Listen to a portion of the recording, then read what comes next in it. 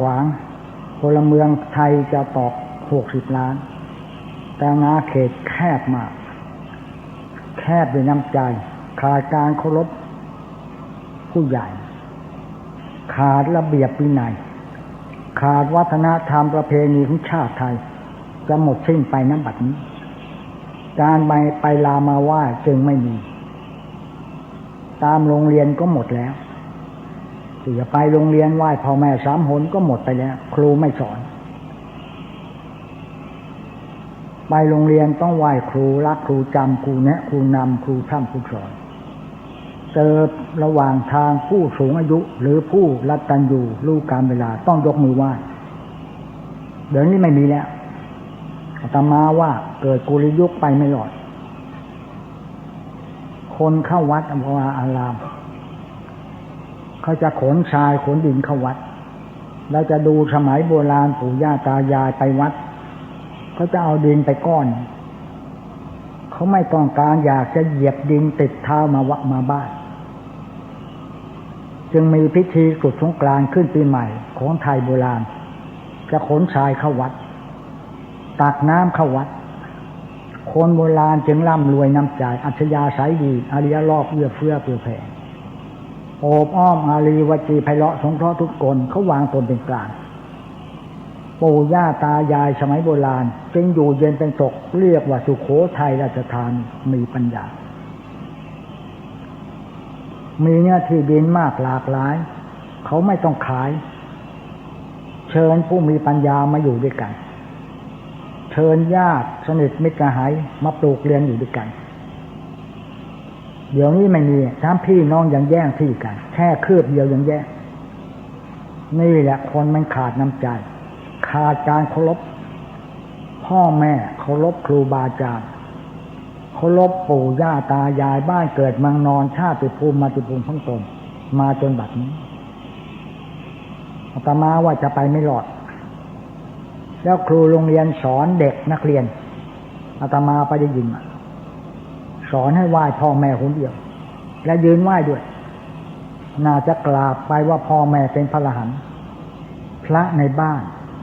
ไม่มีแล้วหมดขาดหน้าเสียดายการอโหสิกรรมก็ไม่มีแล้วขอสมาลาโทษไม่มีแล้วโบราณท่านว่าไว้คนบ้าไม่ถือคนดื้ออย่าไปสอนคนจรอย่าคบคนประจบขอพออย่ารักคนทักอย่านิ่งคนจริงอย่าหนาดคนอายอย่าไปล้อคนมาง้อขอโทษอย่าโกรธเขาเลยนี่คนโบราณเขามาง้อขอโทษแต่เขาไม่โกรธกันเดี๋ยวนี้หน้าดำหน้าแดงมันยักษ์มากมายยุคใหม่ใช่ไหมมนุษย์หมดไปยักษ์เข้ามาแทนที่สร้างความไม่ดีต่อไปน่าเสียดายเวลาที่มีประโยชน์แก่ท่านทั้งหลาย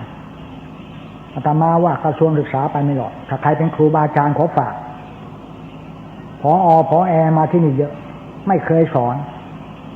บอกว่าเด็กมาเข้าวัดนั่งสมาธิสวดมนต์ไหว้พระเสียเวลาเรียนกระทรวงศึกษาออกมาอย่างนี้สปจ.แบบฟอร์มอยู่ที่ถามเด็กสวดมนต์ดีไหมไม่ดีคิดเด็กตัวเท่าหัวเท่ากับกำปั้นนั่งสมาธิไม่ดีคิดแล้วเอาเด็กมาเป็นตำราสปจ.ฝากไปด้วยถ้าใครเป็นครูมาที่นี่เลยผอ.บอกกับครูสังคมบอกเอาเด็กมาวัดเพื่ออะไรที่นี่เลยจับได้เลยใครจะเถียงอาตมาไม่ได้เพราะเอาเรื่องจริงพูดอาตมาว่าประเทศไทยไปไม่รอดแน่ไปไม่รอดแน่นะลูกหลานไม่เคารพผู้ใหญ่ถ้าอยากจะเรียนถามท่านทั้งหลายว่าหัวใจวัฒนธรรมมีอะไรบ้างท่านจะตอบอาตมาว่ายังไงหัวใจวัฒนธรรมมี3 ข้อข้อ 1คือเคารพผู้ใหญ่ถ้าไม่เคารพผู้ใหญ่จะไม่มีระเบียบวินัยข้อ 2ต้องมีระเบียบวินัยถ้าไม่เคารพผู้ใหญ่ไม่มีระเบียบวินัยถ้าเคารพผู้ใหญ่สักข้อเดียวเชื่อฟังผู้ใหญ่จะมีระเบียบวินัย3ประเพณีวัฒนธรรมของชาติจะปรากฏชัดเรียกว่าขนบธรรมเนียมประเพณีไทยนี่ชัดแล้วนะแต่ครูไม่สอนกระทรวงศึกษาธิการอาตมาว่าเสียดายด้วยเมื่อก่อนเนี่ยขอเจริญพรท่านผู้รัตตัญญูทุกท่านเมื่อก่อนมีศึกษาธิการจังหวัดคนเดียวศึกษาธิการอำเภอคนเดียวบริหารศึกษาเรียบร้อยเดี๋ยวนี้มีผอ.เยอะหมด จนไม่รู้จะเรียกว่ายังไงเลยไม่รู้ใครเป็นผู้บังคับบัญชาเลยการศึกษาเสียหายหมดเดี๋ยวออกมาอย่างนั้นเดี๋ยวออกมาอย่างนี้อะไรบ้าบอคอแตกอาตมาว่าไปไม่รอดถ้าไม่ไปเอาแบบเก่าไปไม่รอดผู้ใหญ่คนเดียวเนี่ยเขาบริหารได้นะเดี๋ยวนี้ผู้ใหญ่มันเยอะเดี๋ยวนี้นิ้วเท่ากันหมดแล้วเขาเจริญพรโยมหม่อมนิ้วเท่ากันไปไม่รอดนิ้วเท่ากันไปรอดไหมไม่มีนิ้วโป้งนิ้วชี้นิ้วนางตัวจักรนาฬิกามันเท่ากันจะไม่เดินเดี๋ยวนี้ผู้น้อยผู้ใหญ่เหมือนกันหมดเลยพอแอบทั่วหมดพอโรงเรียนยังมีพอกรมสามัญประจำจังหวัดยังมีพสปจสปแจหลายพมากมายไม่รู้จะขึ้นกับใครเดี๋ยวนี้ไม่ต้องเคารพศึกษาธิการไม่มีความหมายศึกษาธิการก็ต้องไปหางานวัดทำไปไม่หรอกเมื่อสมัยก่อนเนี่ยอาตมาเป็นเด็กนักเรียนมีศึกษาธิการคนเดียวบริหารทั้งโรงเรียนประถมทั้งมัธยมคนเดียวเหลือกินเขาเคารพกันเดี๋ยวนี้พเยอะแยะในอำเภอก็ไม่ได้ความหมายผู้ว่าการจังหวัดก็ไร้ความหมายไม่มีการเคารพซึ่งกันและกันจะครึ่งในเดือนแล้วของใครของมันเลยไม่รู้ว่าผู้ใหญ่คือใครผู้บริหารคือใครไม่มีแม่ทัพไม่มีจอมทัพมีคนเดียวคือพระเจ้าอยู่หัวเดี๋ยวนี้จอมทัพมีทุกคนเป็นจอมทัพกันหมดจอมพลนั่นจอมพลนี่ทั้งหมดเลยไม่มีจอมพลคือพระเจ้าอยู่หัวอาตมาว่าเสียดายเหลือเกินนี่จะไปไม่รอดอาตมาได้ยินครูเขาสอนนักเรียนไหว้พ่อแม่คนเดียวยืนไหว้ก็ได้แต่น่าจะตีความตามคำสอนของพระพุทธเจ้าว่าพ่อแม่เป็นพระอรหันต์นี่ไม่ใช่พระอรหันต์พ่อแม่เป็นพระอรหันต์ของลูกใช่ไหมไม่มีเลยเดี๋ยวนี้เอาพ่อแม่ไปไหว้กรมประชาสงเคราะห์ไปอยู่บ้านชรามาที่วัดนี่หลายคนเนี่ยน่าเสียดายพ่อแม่เลี้ยงลูกได้ต้อง8 คน10 คนแต่เลี้ยงพ่อสักคนเลี้ยงไม่ได้นี่แหละสอนกันอย่างนี้สอนไม่ไปลามไม่มีการเคารพผู้ใหญ่เลยอาตมาว่าวัฒนธรรมไทยหมดแล้วหมดแน่นอนที่สุดเถียงพ่อเถียงแม่คำไม่ตกฟากนี่ชื่อกุฏิเลยคณะปริญญาโทยืนพูดกับเตี่ยยืนพูดกับแม่บอกนั่งลงเพราะเตี่ยแม่เธอไปรู้สึกวันนี้นั่งลงปริญญาโทตุลายืนพูดกับเตี่ยได้นี่ปากกล้าขาแข็งลืมพระอรหันต์นี่หมดทางแล้วท่านสาธุชนที่รักทั้งหลายเรามานั่งกรรมฐานเพื่ออะไรจะไปสวรรค์นิพพานนั่นแหละไปยานที่6น่าจะนั่งกรรมฐานให้ลึกเหตุการณ์ของชีวิตได้เพื่อนั่งกรรมฐานให้เกิดความรู้สู้ความดีมีปัญญากรรมฐานทำให้ฐานะดีกรรมฐานแปลว่าแก้ปัญหาชีวิตกรรมฐานแปลว่าอะไรแปลว่าหน้าที่การงานที่ต้องรับผิดชอบด้วยความถูกต้องแปลอย่างนี้ไม่ใช่กรรมฐานจะไปสวรรค์นิพพานยานที่6ขึ้นแหละ3 วันได้ยานที่6เลยเป็นโสดากันหมดประเทศมันถึงได้เป็นเหตุผลที่น่าเกลียดเหลือเกินแต่มาว่าวัฒนธรรมไทยจะหมดไปแล้วระบาดสมเด็จพระเจ้าอยู่หัวรับสั่งว่าคนไทยมีของดีมากคนไทยมีของดีมากแต่เอาไปทิ้งให้ฝรั่งเก็บทิ้งหมดแล้วนี่เมื่อกี้ก่อนจะมาเนี่ยรับโทรศัพท์จากรัฐวอชิงตันรับโทรศัพท์จากต่างประเทศตี 3ยังไม่ได้นอนองค์นี้เนี่ยกรรมฐานแต่ว่าหน้าที่การงานต้องรับผิดชอบตัวเองไปรับผิดชอบคนโน้นไปรับผิดชอบคนนี้จะถูกต้องประการใดไปนั่งกรรมฐานนี่วันนี้พระมาจากโคราชบอกองค์หนึ่งเข้าป่าไปแล้วบ้าบอคอแตกไปแล้วไปนั่งพุทโธไปเจอพุทธเจ้าเขาไปยังใหญ่แล้ว3 พรรษาตัวปฏิโมกข์เก่งไปแล้วแล้วมาอีกคู่หนึ่งพระธุดงค์บอกให้ท่องคาถาไปเจอพุทธเจ้าเดี๋ยวมือไม้สั่นไปหมดแล้วเอายังไงกันแน่อาตมาว่าเสียใจโยมหม่อมวัด 50,000 วัดสอนไม่ตรงกับสวัสดิ์ไม่ได้เอาหลักสูตรสติปัฏฐาน4เลยสมเด็จพระญาณสังวรศาสนาโสพลอาตมาไปเคารพท่านตั้งแต่นั้นนานแล้ว ใช้นี่ตลอดสติปัฏฐานสี่สติดีที่สุดอย่าขาดสติขาดสติมันจะไม่มีสตังค์ขาดสตังค์จะไม่มีอะไรน่าเสียดายโอกาสพระไปเข้าในถ้ำในเหวปริญญาโทตุลามานั่งที่นี่15 วันดีแล้วเพื่อนพาไปโน่นนครสวรรค์ไปเข้าถ้ำเข้าเหวป่านนี้ยังไม่กลับบ้านพระพาเขาถ้ำไปเลยมันจะถูกเลยพระทำพาผู้หญิงเข้าถ้ำไปเจอดวงกรรมฐานเสียใจเมื่อกี้พระมาจากโคราชถามบอกนั่งเพื่ออะไรท่านไม่ทราบเลยมาเร็วๆอาตมาไปพูดถึงวัดสัมปยาเจ้าว่า300 องค์นั่งฟังถามเจ้าว่าดูว่ากรรมฐานแล้วอะไรตอบไม่ได้เลยตอบไม่ได้เลยกรรมฐานต้องแปลว่ากัจจะปัญจกะกรรมฐานแปลว่ากรรมฐานมี5ต่อมานี้โยมผู้ชายเคยบวชแล้วอยากจะเรียนถามว่าก่อนจะบวชก่อนจะอุปชาจะให้ผ้าเรียนกรรมฐานหรือเปล่าเรียนหรือเปล่ากรรมฐานคืออะไรเกสาโลมานาขาทันตาตะโจทันตานาขาโลมาเกสาตอบตรงนี้ถูกมากฝรั่งโอเคไปตอบกรรมฐานไปสวรรค์นิพพานมนุษย์โสธิทำกรรมฐานต้องการให้เป็นมนุษย์โสธิเป็นมนุษย์เปล่าอามะพันเตเป็นมนุษย์ถึงจะบวชโยมผู้ชายเคยบวชต้องรู้ตรงนี้มนุษย์โสธิเป็นมนุษย์หรือเปล่าไม่เป็นมนุษย์บวชไม่ได้มนุษย์สเปโตบวชไม่ได้มนุษย์เดรัจฉานโนบวชไม่ได้มนุษย์เนรยโกบวชไม่ได้บวชมันถึงจะยุ่งพระถึงยุ่งมาจากเอาพระเนริโกมาบวชไม่เป็นมนุษย์โสธิไม่เป็นมนุษย์โสธิถึงได้ยุ่งกันนะยุ่งกันทุกวันทุกวันถ้าเป็นมนุษย์บวชได้แต่เดรัจฉานแปลงมาบวชไม่ได้จำไหมเดรัจฉานโน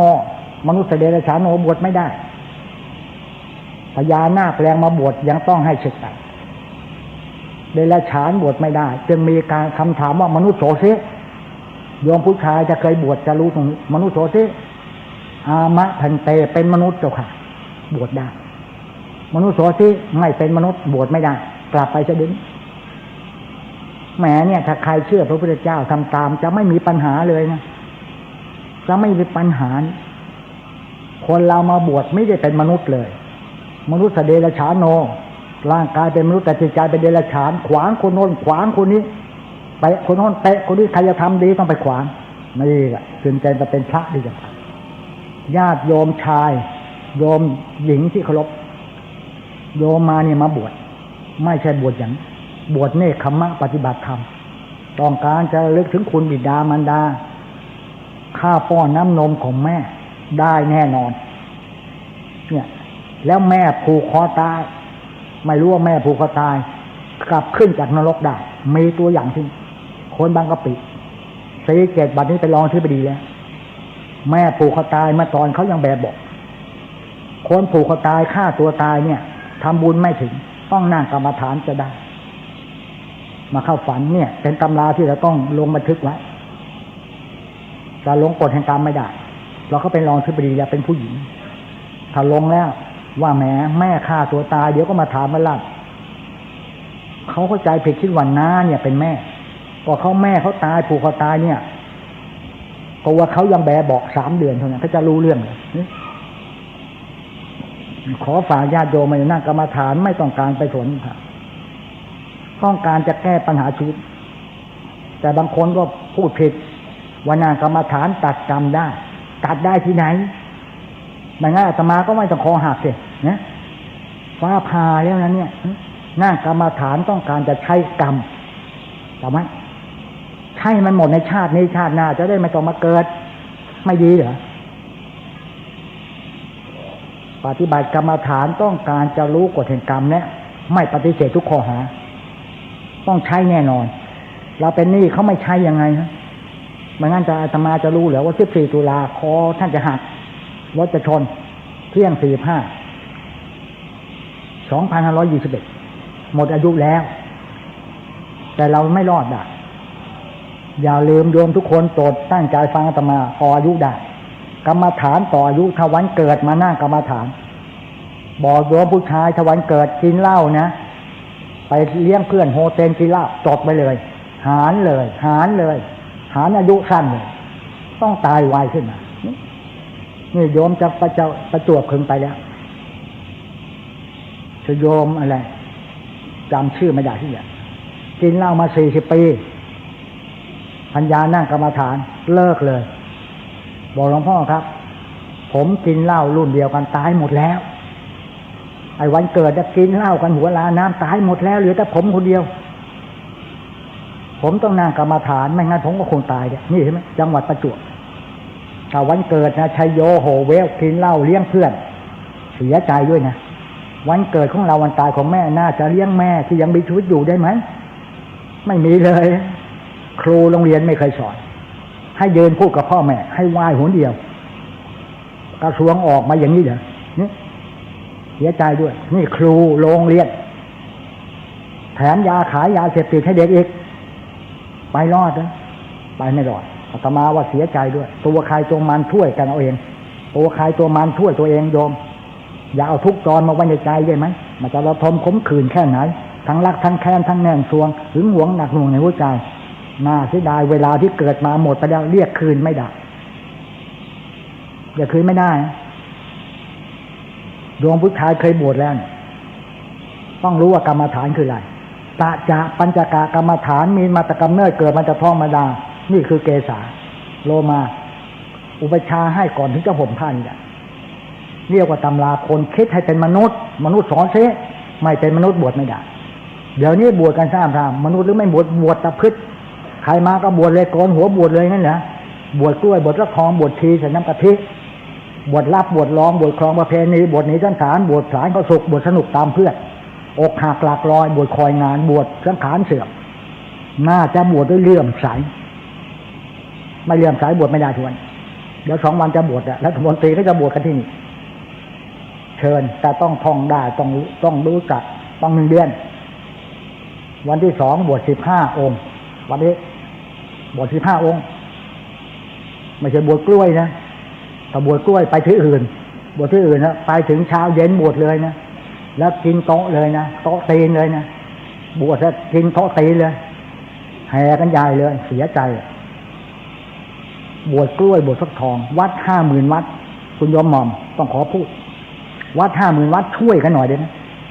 สอนให้มันถูกต้องสติปัฏฐาน4ดีสุดนี่เราได้จากสมเด็จพระสังฆราชนี่ของอยู่ยังอยู่ครับไฟฉายไม้เท้านาฬิกาอยู่ครับเก็บเป็นที่ระลึกตั้งแต่เป็นศาสนาโสพลเนี่ยไปเคารพบูชาทุกปีเราปิดทองหลังพระดีกับหน้าพระใช้หน้าทนดีกับหน้าทองใช้หน้าทองมันลอกได้หน้าทนสิอดทนสิหลวงพ่อนิ่งหลวงพ่อทนนิ่งไปไหนตาดูหูฟังปากนิ่งตีเรียบเว้ยมือทำแต่ความดีจะได้มีปัญญาสู้หน้าทนโมตมาไม่ได้ทนตากแดดตากฝนวัวก็ทนได้หน้าทองเนี่ยหลอกเก่งไปลงหน้าทองวัดโน้นลงหน้าทองโดนหลอกหน้าทองดีหรือดีกว่าหน้าทนเลยอดทนดีที่สุดเจ้าหน้าทองเนี่ยไปลงกันอย่าคิดโยมจะโยมมีฟ้าอะไรเหนือฟ้าเหนือกฎแห่งกรรมมีไหมเหนือกฎแห่งกรรมมีไหมนี่ต้องคอหักแขนหักขาหักเป็นคนพิการฟ้าผ่าแล้วนะเนี่ยต่ออายุได้กรรมฐานต่ออายุเราจะเห็นได้ว่าโยมผู้ชายโยมผู้หญิงที่เคารพเราจะเห็นปู่ย่าตาทวดกำลังป่วยไม่มีโรงพยาบาลตายเมื่อสมัย80-90มีโรงพยาบาลไหมไม่ยึดเอาไม่มีนะต้องตายที่บ้านเวลาปู่ย่าตายายป่วยหนักนิมนต์พระมาต่อนามสวดต่อนามก็คือมาสอนกรรมฐานคนป่วยได้ยินสติปัฏฐาน4สวดสติปัฏฐาน4เลยฟื้นเลยสติดีขึ้นเลยก็ว่าพระสวดขลังเปล่าไม่ใช่พระมาสอนกรรมฐานนะกรรมฐานเป็นการต่ออายุได้ไม่เชื่อเลยเหรอองค์เนี้ยตายไปแล้ว20 กว่าปีแล้วตอนคอหัก2,121คอหักพับไปหายใจทางสะดือได้โยมอยากหายใจทางสะดือได้ไปดูนี่เลยไปลองดู ไปให้รถชนให้คอหักไปเดี๋ยวจะหาว่าโกหกนะไม่โกหกถามมองคนนี้เห็นด้วยไหมตอนคอหักเคยได้ยินชื่อไหมตอนคอหักรู้จักกันหรือยังนะยังเลยเหรอโยมพจนรู้นะโยมพจนวัดบวรที่มียาที่ฟันเนี่ยแหละไปไหนซะแล้ว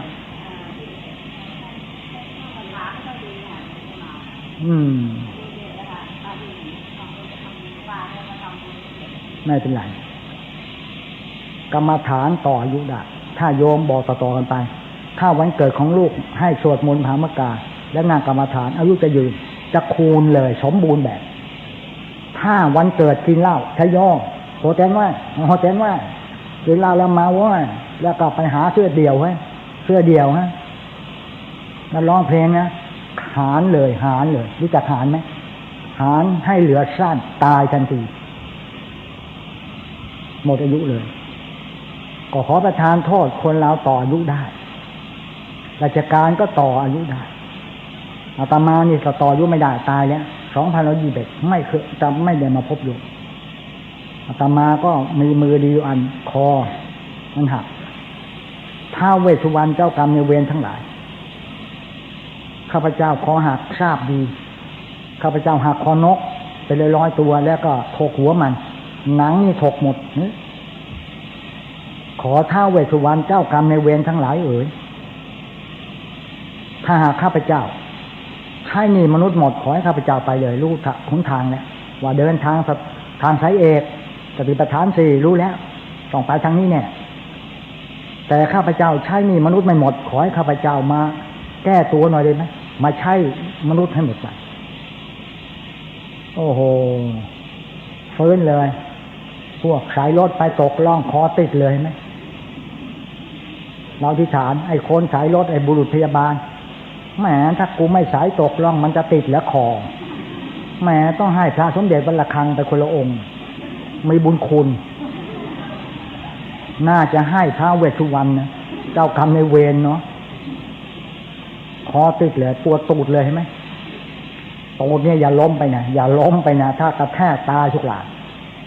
เนี่ยบางทีโรงพยาบาลฉีดยาเขาขารีบเลยลองสิเพราะฉะนั้นขอสรุปใจความอย่าตีตูดลูกได้ไหมเนี่ยโยมสาวๆเนี่ยอย่าตีตูดหลานสาวน้อยอย่าตีตูดหลานอย่าตบหูลูกตูดด้วยเป็นจุดประสาทจะเรียนหนังสือไม่ได้องค์นี้เป็นพยานสมัยก่อนเนี่ยญี่ปุ่นเข้ามาตอนอาตมาอยู่โรงเรียนสงครามโลกครั้งที่ 2ญี่ปุ่นถือตูดขอประทานโทษใครไปตอบตูดไม่ได้โกรธมากเราก็ไม่รู้เหตุผลจับหัวเขกหัวไม่ว่าไม่รู้เหตุผลญี่ปุ่นมันถืออะไรจนคอหักคอติดไปแล้วปวดตูดถึงได้รู้ว่าตูดเนี่ยกับประสาทอันเดียวกันลองถามหมอดูสิลองฉีดยาตรงนี้สิทำไมจะฉีดเอาไหมจะฉีดให้โยมจับได้เลยเพราะเราประสบมารับรองขารีบเนี่ยให้จุดประสาทตรงเนี้ยถ้าล้มลงไปตายทุกรายสมองแตกอย่าตีโตดโลกจะเรียนหนังสือไม่เก่งแล้วอย่าดุโลกอย่าขู่โลกจะเซนตกจะเรียนหนังสือไม่จบปริญญาเอกทำให้ขี้ขลาดขี้กลัวเซนตกเพราะฉะนั้นจึงต้องกรรมฐานต้องเข้มแข็งอดทนโยมผู้หญิงมีกลัวผีไหมมีใครกลัวผีไหมนะไม่ต้องกลัวอย่ากลัวผีรูปร่างเป็นไงฮะนี่กลัวคนดีกว่าไปกลัวผีคนนี่มันหลอกได้ผีหลอกได้เหรอผีหลอกได้ไหมผีมันโกงได้ไหมกลัวคนที่มองก็ไปเชื่อผู้ใหญ่ทำไมไปสอนเด็กทำไมนี่บอกกับคุณแม่ทั้งหลายอย่าหลอกเด็กตุ๊กแกกินตับอย่าหลอกหนูอย่าล่องตุ๊กแกกินตับยาเด็กขี้ขาดหมดเลยไม่ต้องเรียนหนังสือจบไปเลยไม่ต้องเรียนหนังสืออายุยังไม่พอ20เซนตกขี้ขาดขี้กลัวอย่าสอนให้กลัวผีเนี่ยที่เรามาเจริญกรรมฐานเนี่ยตัดปริภพกังวลแล้วนะอย่าไปสนใจคนอื่นเพราะ คนมาต่างถิ่นต่างฐานไม่เหมือนกันแล้วคนในวัดนี่ก็ไม่เหมือนกันมีทั้งดีทั้งไม่ดีเรามาทำตัวเราเองแท้โยมตั้งสติให้แก่ตัวเองอย่าไปสนใจคนอื่นเขาเลยถ้าเราไปสนใจคนโน้นคนนี้ไม่ต้องทำกรรมฐานแน่นอนไม่ต้องทำเลยมันเสียอารมณ์เปล่าใครจะพูดดีพูดเพราะมันอย่าไปสนใจได้ไหมเพราะเสียงเขาก็หูเราเป็นคนละอันแล้วอย่าเอาหูออกไปรับเสียงเขาจะด่าจะว่าไงตัดไปเลยเสียงหนอฉันไม่ฟังเธอแล้วสติสัมปชัญญะจะบอกว่าเสียงหนอฟังด้วยปัญญาเห็นด้วยปัญญาอย่าไปเห็นด้วยกิเลสถ้าเราลมไม่ดีไปเห็นด้วยกิเลสนึกชอบนึกชังทั้งรักทั้งชังถ้าเราเห็นด้วยปัญญาจะมองคนในแง่ดีหมดเพราะคนเราเขาประทานโทษมีทั้งดีทั้งไม่ดีมีทั้งดีทั้งไม่ดีอย่าไปว่าเขาไม่ดีไอ้ที่ดีทำไมไม่มองทำไมไปมองที่ไม่ดีเสื้อดีแท้ๆไปหาที่ขาดซะจนได้มันขาดตรงไหนคนที่ดีมีปัญญาจะมองคนในแง่ดีหมดโยมอารมณ์ดีแล้วจะฟังดนตรีเพราะหมดทุกเพลงถ้าอารมณ์ไม่ดีแล้วดนตรีเพราะยังไงก็ไม่เพราะคนพูดหวานยังไงก็คลื่นไส้ถ้าอารมณ์ดีนะคนด่าก็ยังคลื่นใจถ้าอารมณ์ไม่ดีคนพูดเพราะก็คลื่นไส้เหมือนโยมเป็นทำกับข้าวแม่ค้าขายอาหารอารมณ์ไม่ดีอ่ะทำกับข้าวไปตั้งโต๊ะคนกินคลื่นไส้ถ้าอารมณ์ดีนะใส่น้ำปลาส่งเดชยังอร่อยเลยแล้วก็แม่ครัวหน้ายิ้มอย่างเงี้ยไม่อร่อยเหรอแล้วบางแม่ครัวเนี่ยแม่ครัวมีนางกวักด้วยหน้าอย่างเงี้ยกินลงไหมเนี่ยโยมผู้ชายแม่บ้านหน้าอย่างนี้กินลงไหมนะเคยไปบ้านเพื่อนไหมแม่ของภรรยาของเพื่อนหน้าอย่างนี้กินลงไหมคงจะไปหนเดียวอาตมาไปมาหมดแล้วทั่วโลกแล้วไปบ้านเพื่อนแต่งตัวไม่ดีภรรยาเพื่อนก็เห็นเขาดูนะแต่หัวและปลายเท้าเลยมันมีกรรมฐานดูแล้วก็คอนควักก็ควักแหมยังไม่ทันจะรู้จักแล้วเอาตาด่าเราแล้วโอ้โหเห็นเราเป็นอะไรไปได้ฮะเรานี่เป็นเพื่อนผัวเขานะนึกว่าเราจะมาขยืมเงินผัวหรือไงดูคนไม่เป็นยังไงไม่รู้เลยว่าเราเนี่ยคือเงาะป่าปลอมแปลงมาเพื่อจะไปหารจนาไม่ใช่ผู้เล่นเนาะดูเราเป็นอะไรไปได้แล้วเราก็แต่งตัวดีเนี่ยใส่เสื้อเชิ้ตนพรัตน์ขาดปะ3 แห่งใส่หมวกก็ขาดมีนาฬิกาหลังหนึ่งไวเลอร์เวลาจะตั้งทีต้องดูตะวันมันบ่ายไปแค่ไหนมันไม่เดินร้านมันขาดเขายังดูถูกเราแล้วก็หากับข้าวมานี่เรื่องจริงของอาตมาเลยตำราจริงและประสบการณ์คือวิญญาณผมเอาคำนับมาเสือกแต่ผัวเขาเพื่อนเราไม่เป็นไรเพื่อนให้กินให้มากๆกระทั่งที่วันนั้นหิวตลอดวันสตังค์หมดแล้วที่ไปนั่นหนีแม่ไปถึงไม่มีเครื่องแล้วมีกระเป๋าอย่างดี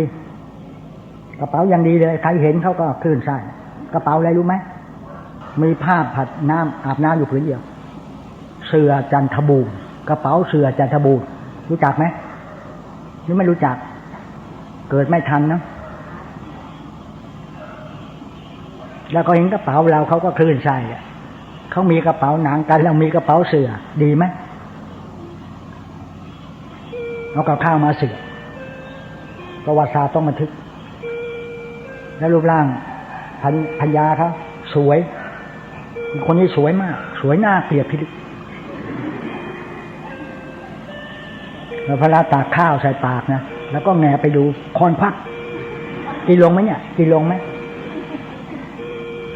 เลยวันนั้นหิวจะตายกินไม่ลงเลยต้องวางช้อนบอกเพื่อนเนอะปวดท้องคลื่นเสียงเวียนกล้าวคลื่นเสียงเวียนกล้าวแล้วก็แงไปดูเมียเขาดูผู้หญิงดูง่ายดูนกยุงดูแววที่หาดูผู้หญิงดูแววที่ตาเห็นหนอ ตามันด่าเราตลอดมันไม่ได้รักเราเลยเหรอว่าเราเนี่ยเป็นเพื่อนผัวเขาอะจะยิ้มกับเราสักนิดไม่ได้แถมเอาตูดด่าเราอีกเนี่ยแล้วมันอ้วนด้วยขอประทานโทษเรื่องจริงเวลายกสำรับมาลงส้นปึ้งตึงถ้าลงส้นนะตูดมันจะเหยิมเนี่ยด่าเราเอาลองสิลูกลงส้นต้องตีเลยอันนี้เราไปตีเขาได้เหรอเมียเขาใช่ไหม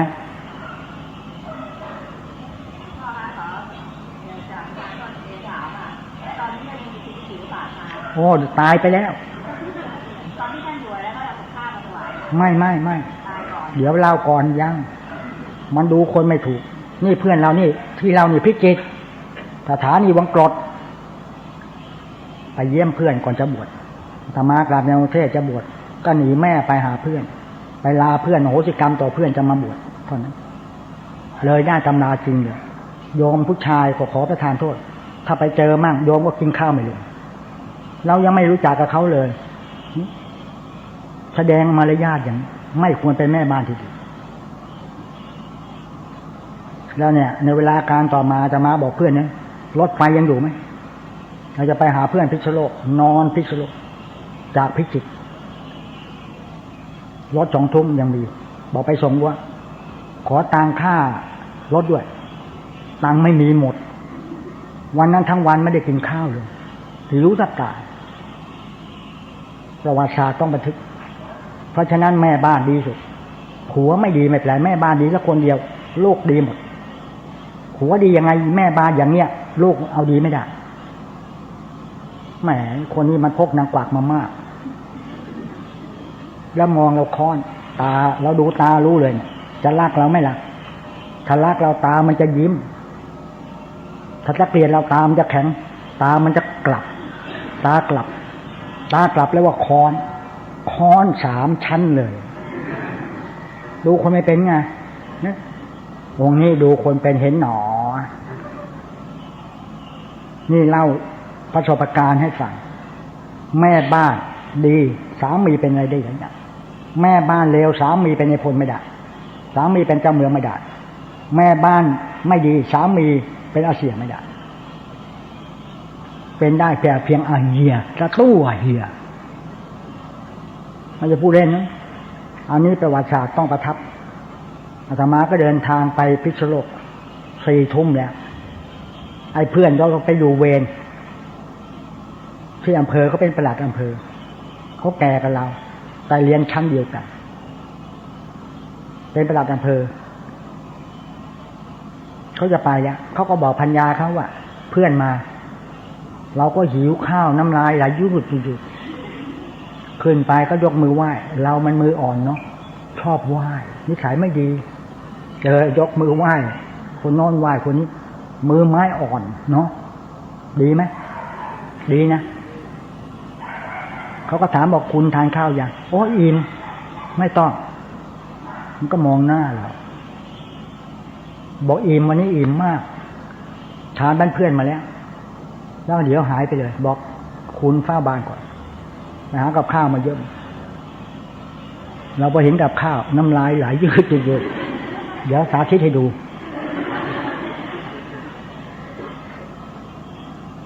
น้ำลายมันไหลลองหิวสิหิวทั้งวันเลยแล้วเราก็มองดูสำรับบอกไม่เป็นไรขอบคุณมากครับอุตส่าห์ไปหากับข้าวมา4 ทุ่มกว่าแล้วไม่เป็นไรครับผมไม่รับแล้วครับ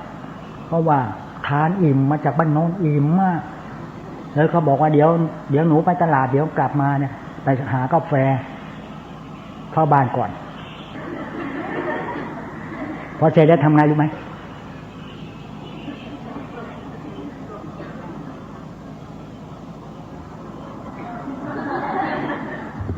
แสดงว่าไม่ได้รับทานกินเข้าไปหิวจะอาเจียนพอเขามาเขาก็มองแล้วเขายิ้มแสดงว่ารู้โอ้โหทั้งวันแล้วไม่หิวอ่ะขอโทษนะ2 วันน้ำไม่ได้อาบเลยจำไว้อาบน้ำบ่อยไม่ดีมันเปลืองเขานะ ประสบการณ์เล่าให้โยมฟังตอนเช้าเขาก็ไปจ่ายตลาดเราก็อยู่บ้านท่านจะดูได้ไปงบไปไฟฟ้ากระจาดเดินตามตูดเข้าไปโคตลาดบอกคุณนายไปได้ลูกจ้างที่ไหนมาเล่า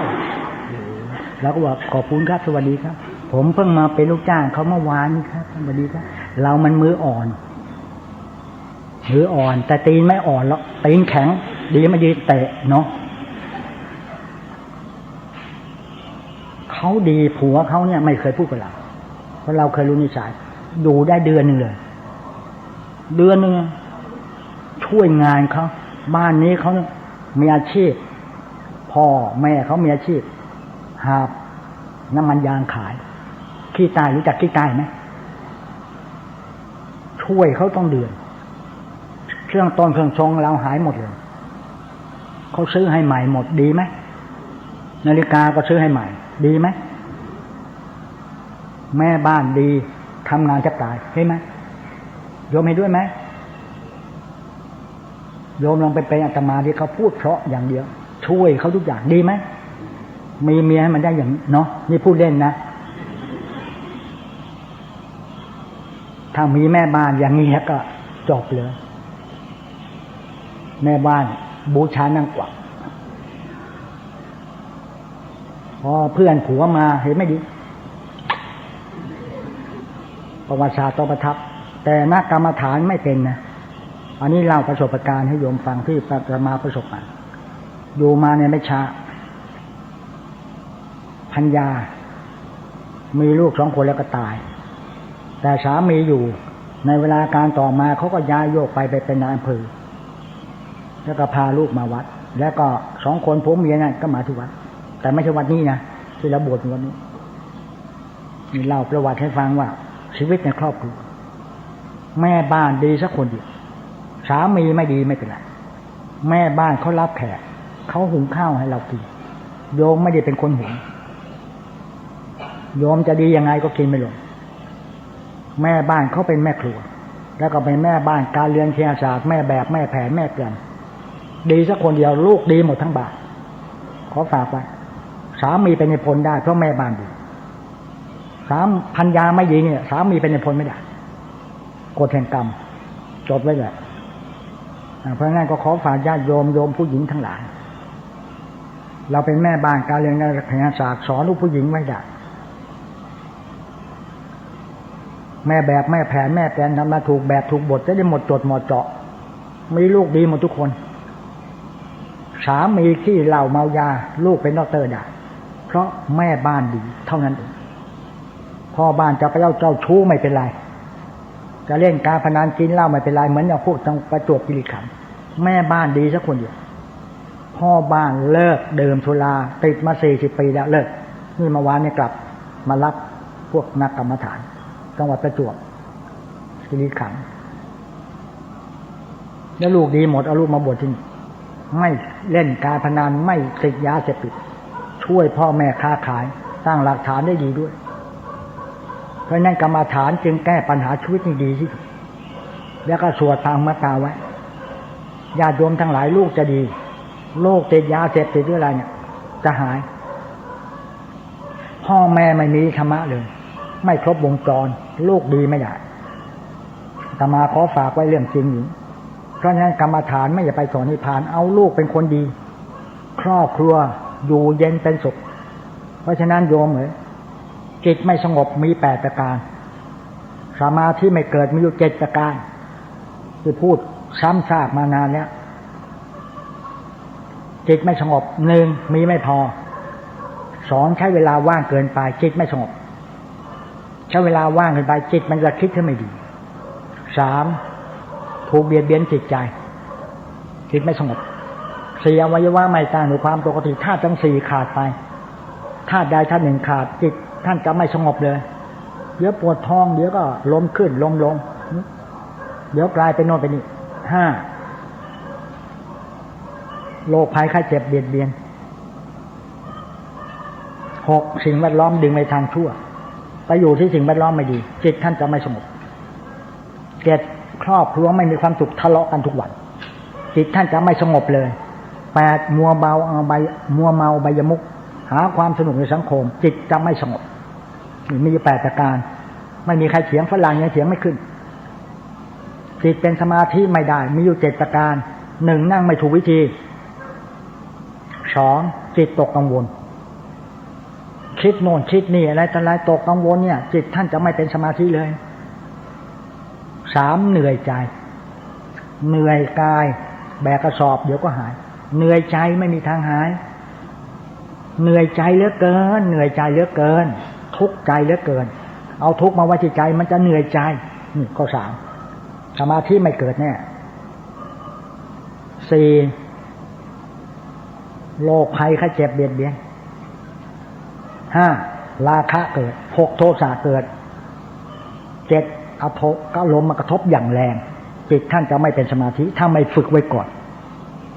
มี7ประการจำไว้7ประการเนี่ยจิตไม่เป็นสมาธิเลยต้องฝึก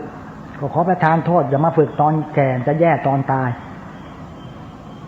บอกลูกหลานแต่เล็กๆเอาเลย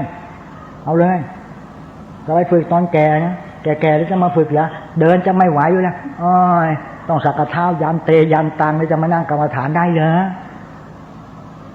โยมลื่นจิตอายุ40กว่านี้กำลังดีเป็นโรคมะเร็งจากสวิตเซอร์แลนด์กินกระดูกผุหมดแล้วต้องตายภายในเดือนต้องตายแน่นอนมีลูก3คนกับสามีเป็นฝรั่งแพทย์สวิตเซอร์แลนด์บอกตายเดือนกระดูกผุหมดแล้วกระดูกนี่หมกผุหมดเลยตายเลยสามีบอกเอางี้แล้วกันนะลงให้ตกเถอะลูกเราจะรับเลี้ยงให้คุณไปตายเมืองไทยบ้านอยู่นครสวรรค์ไปตายเมืองไทยแล้วกันเราจะรับเลี้ยงลูกเองลูก3คนรับเลี้ยงเองเขาตัดสินใจโทรมาหลวงพ่อคะช่วยทำศพให้หนูหน่อยบอกมาเลยจะเอาโขนหรือเอาละครองค์นี้เทศฟรีและจะมีมนต์พระมาติกาฟรีหมดทั้งทุกอย่างมาเลยมาเนี่ยเดินไม่ไหวขากระดูกผุหมดแล้วกระดูกผุหมดเลยบอกเลื่อนจิตกินน้ำตะไคร้เดินจกลมตายข้างฝาเดินขวาย่างหนอตายน้ำตาร่วงปวดหายเลยไหมหายเลยทำไม่ได้ยังไงตายให้มันตายนึกกลัวตายไหมคะกลัวตายไหมฮะไม่กลัวแน่เหรอกลัวตายไหมไม่กลัวเพราะอะไร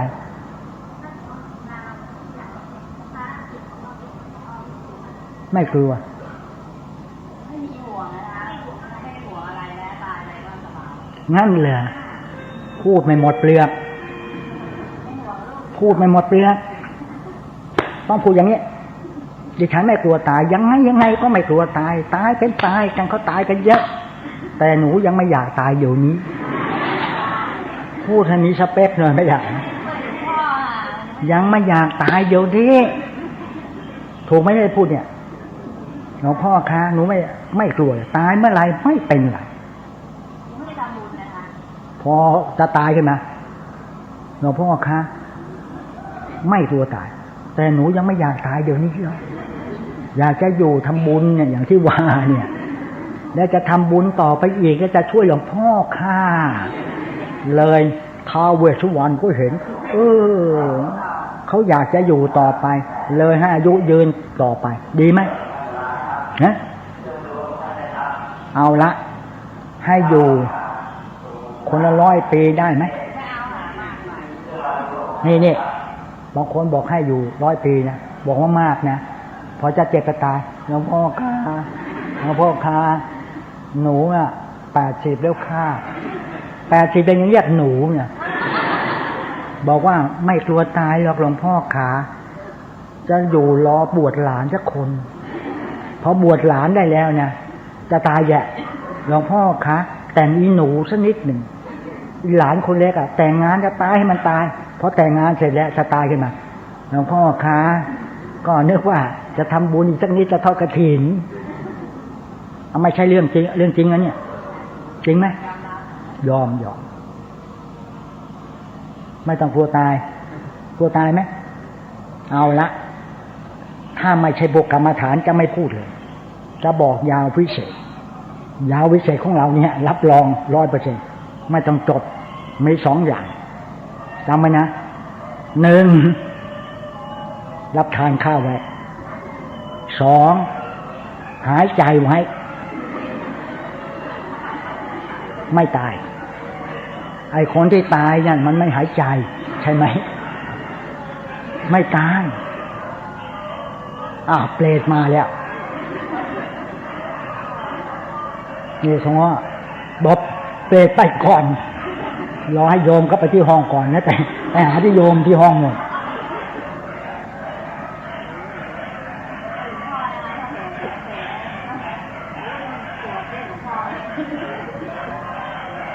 จะเป็นเปรตหรืออะไรมานะแผ่เมตตา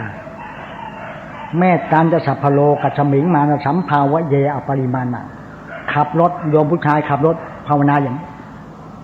หรือยาวไปเอาของสมเด็จโตเมตตาคุณนางอรหังเมตตาท่านจำไว้เลย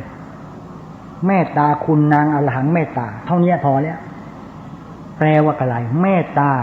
แปลว่าปรารถนาดีคุณนางมีประโยชน์ต่อชาวโลกคือเมตตาอรหังแปลว่าไกลจากกิเลสถึงจะมีเมตตาถ้ายังมีกิเลสอยู่ไม่มีเมตตาแน่นอนจำไหมเมตตาคุณนางอรหังเมตตาเท่านี้ญาณนาคยังต้องมานั่งกรรมฐานเพราะคาถาเราคุณธรรมกิติวัดระฆังคือสมเด็จโตแผ่เมตตาให้ญาณนาควัดมหาบุตรมานั่งกรรมฐานวัดระฆังได้คือบทเมตตาคุณนางอรหังเมตตาเพื่อโยมจะไปเจอญาณนาคถ้าได้แผ่เมตตาจำไว้ขับรถเนี่ยแผ่เมตตากรรมฐานโยมถ้าอารมณ์ดีกำลังขับรถลูกเรียนต่างประเทศส่งกระแสจิตได้ไม่ต้องมาสวดมนต์ที่บ้านทำไมต้องแผ่เมตตาต้องมานั่งกรรมฐานก่อนหรือสวดมนต์ก่อนเพราะอะไรเพราะอารมณ์ยังไม่ปกติต้องสวดมนต์ก่อนถ้าอารมณ์ปกติกำลังขับรถดีอกดีใจชื่นใจกำลังขับรถก็ส่งเมตตาให้ลูกได้ลูกอยู่สวิตเซอร์แลนด์หรือลอนดอนได้เลยถ้าอารมณ์ไม่ดีอย่าไปแผ่เหมือนยิงปืนตกปากกระบอกไม่มีกำลังส่งไม่ได้ผลหรอกนะ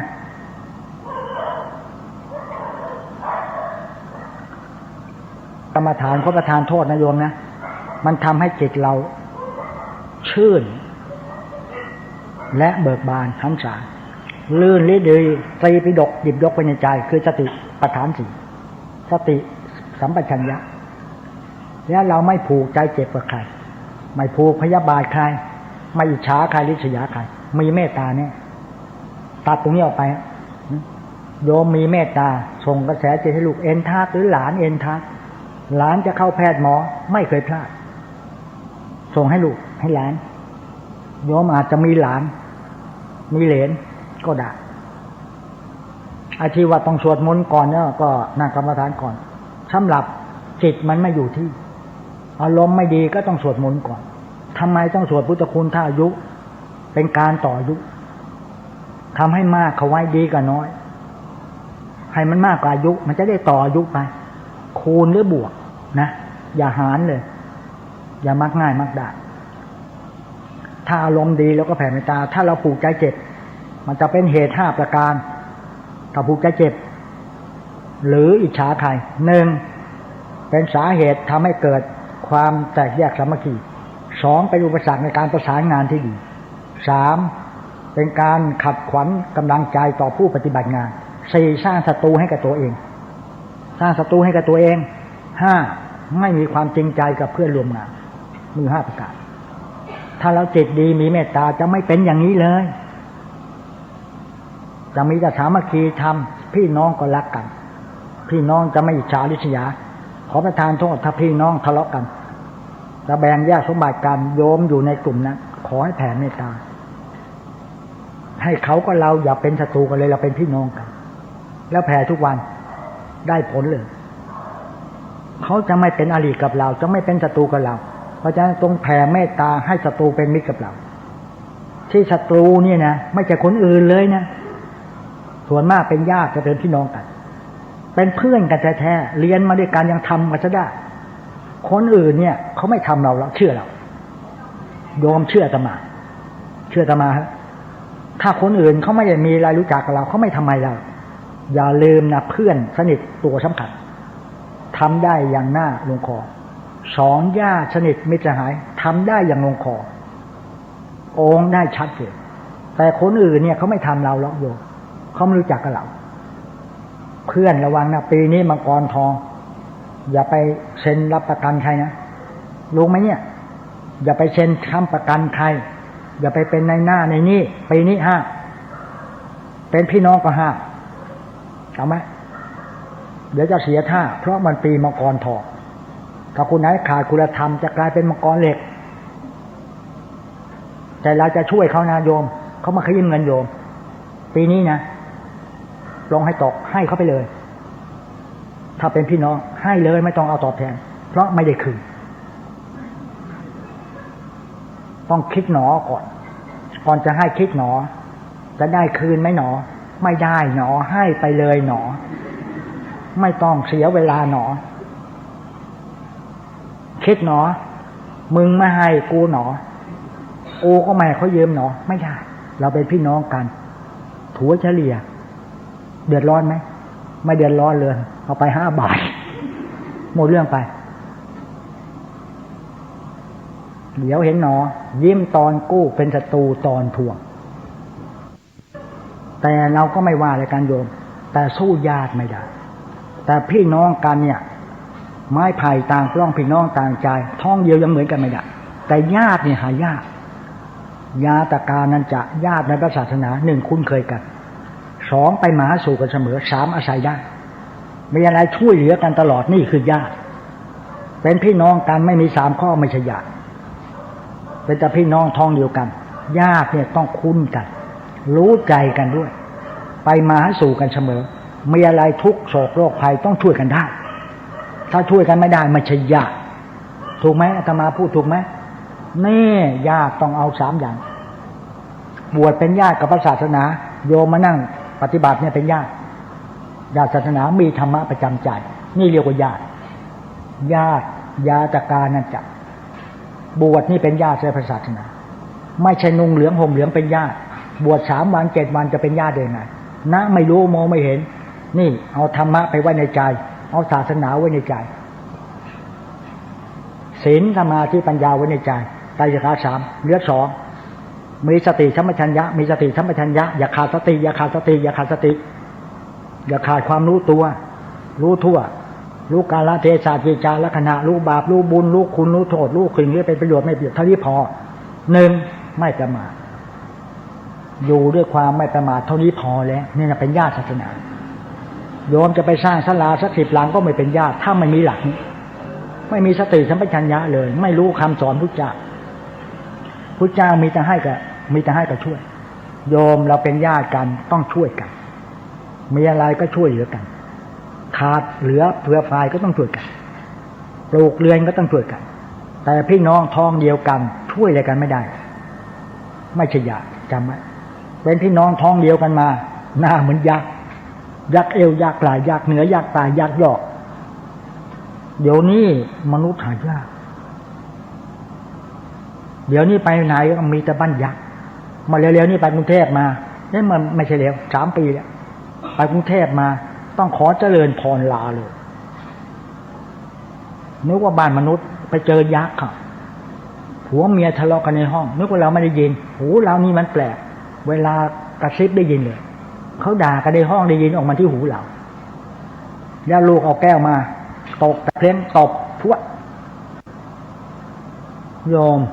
รับพรขอเจริญพรลาไม่ได้อยู่ชั้นเพลหรอกมีธุระที่วัดเราก็พูดก็คนรถว่าแหมมาผิดบ้านซะแล้วพระไพมณีจะอยู่ได้เหรอจะต้องหนีไปหาสุวรรณราชสุมาลีที่วัดเราดีกว่าเนาะเลยวันนั้นไม่ได้ฉันเพลเลยสมน้ำหน้าเราไหมฉันไม่ลงด่ากันต่อหน้าเรานี่กรุงเทพ ขอประทานโทษโยมอย่าทะเลาะปีนี้ขอบิณฑบาตหนักนิดเบาหน่อยให้อภัยกันพี่น้องจะได้มีพระอภัยมณีแก้วจารนายคิดเงินไหลนองทองไหลมาแล้วไปนั่งกรรมฐานสวดมนต์ภาวนาปีนี้ให้มาอายุจะยืนเนี่ยคนไต้หวันเล่าให้อาตมาฟังขนาดภูเขาทั้งลูกเลยจมลงไปในดินเลยแผ่นดินไหวภูเขาสูงบ่จมลงไปในดินเลยไหมคนตายเป็นหมื่นไต้หวันเขามาเล่าคนไต้หวันมาที่แต่เขาอยู่ห่างกันที่นั่นที่ไทเปนั้นไม่มีแผ่นดินไหวขนาดภูเขาสูงแท้ๆยังจมลงไปเลยไหมเขาเรียกแผ่นดินธรณีฉุกไม่ใช่เรื่องเหลวไหลอย่างเห็นเทวทัตไหมแค่คิดอาฆาตพระเจ้าแค่หินกลิ้งจะไปให้ทัพพระเจ้าตายโดนเลือดซิบๆธรณีฉุกเลย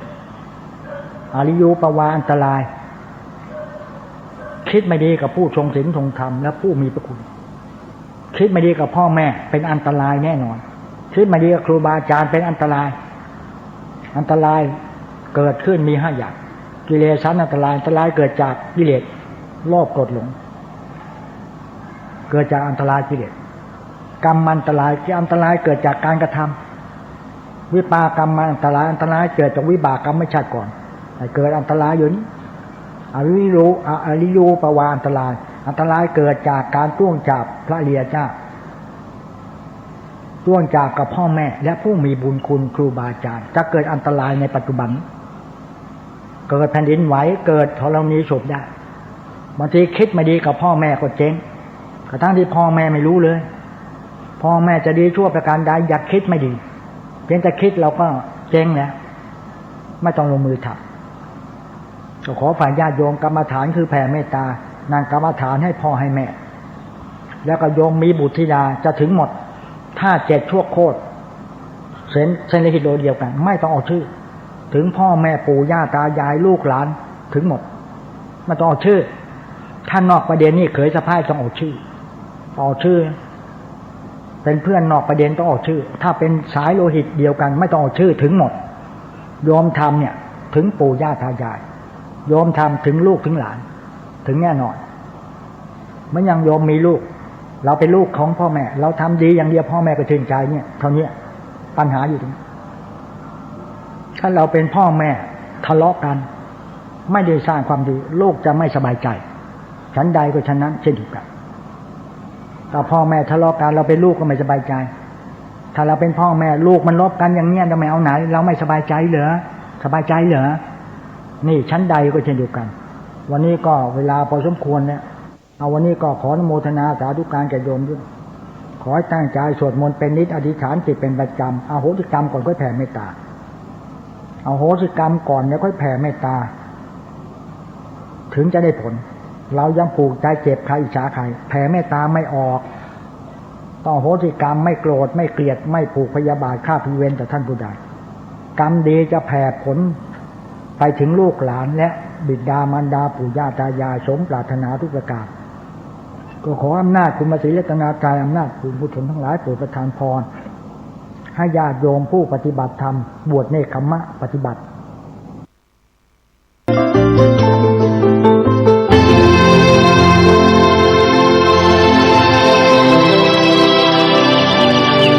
วันนี้เป็นวันพระขอเรียนเชิญพุทธศาสนิกชนทุกท่านมากลั่นจิตให้ใสกลั่นใจให้เป็นบุญด้วยการให้ทานรักษาศีลและเจริญจิตภาวนาน้อมจิตให้เข้าถึงพระรัตนตรัย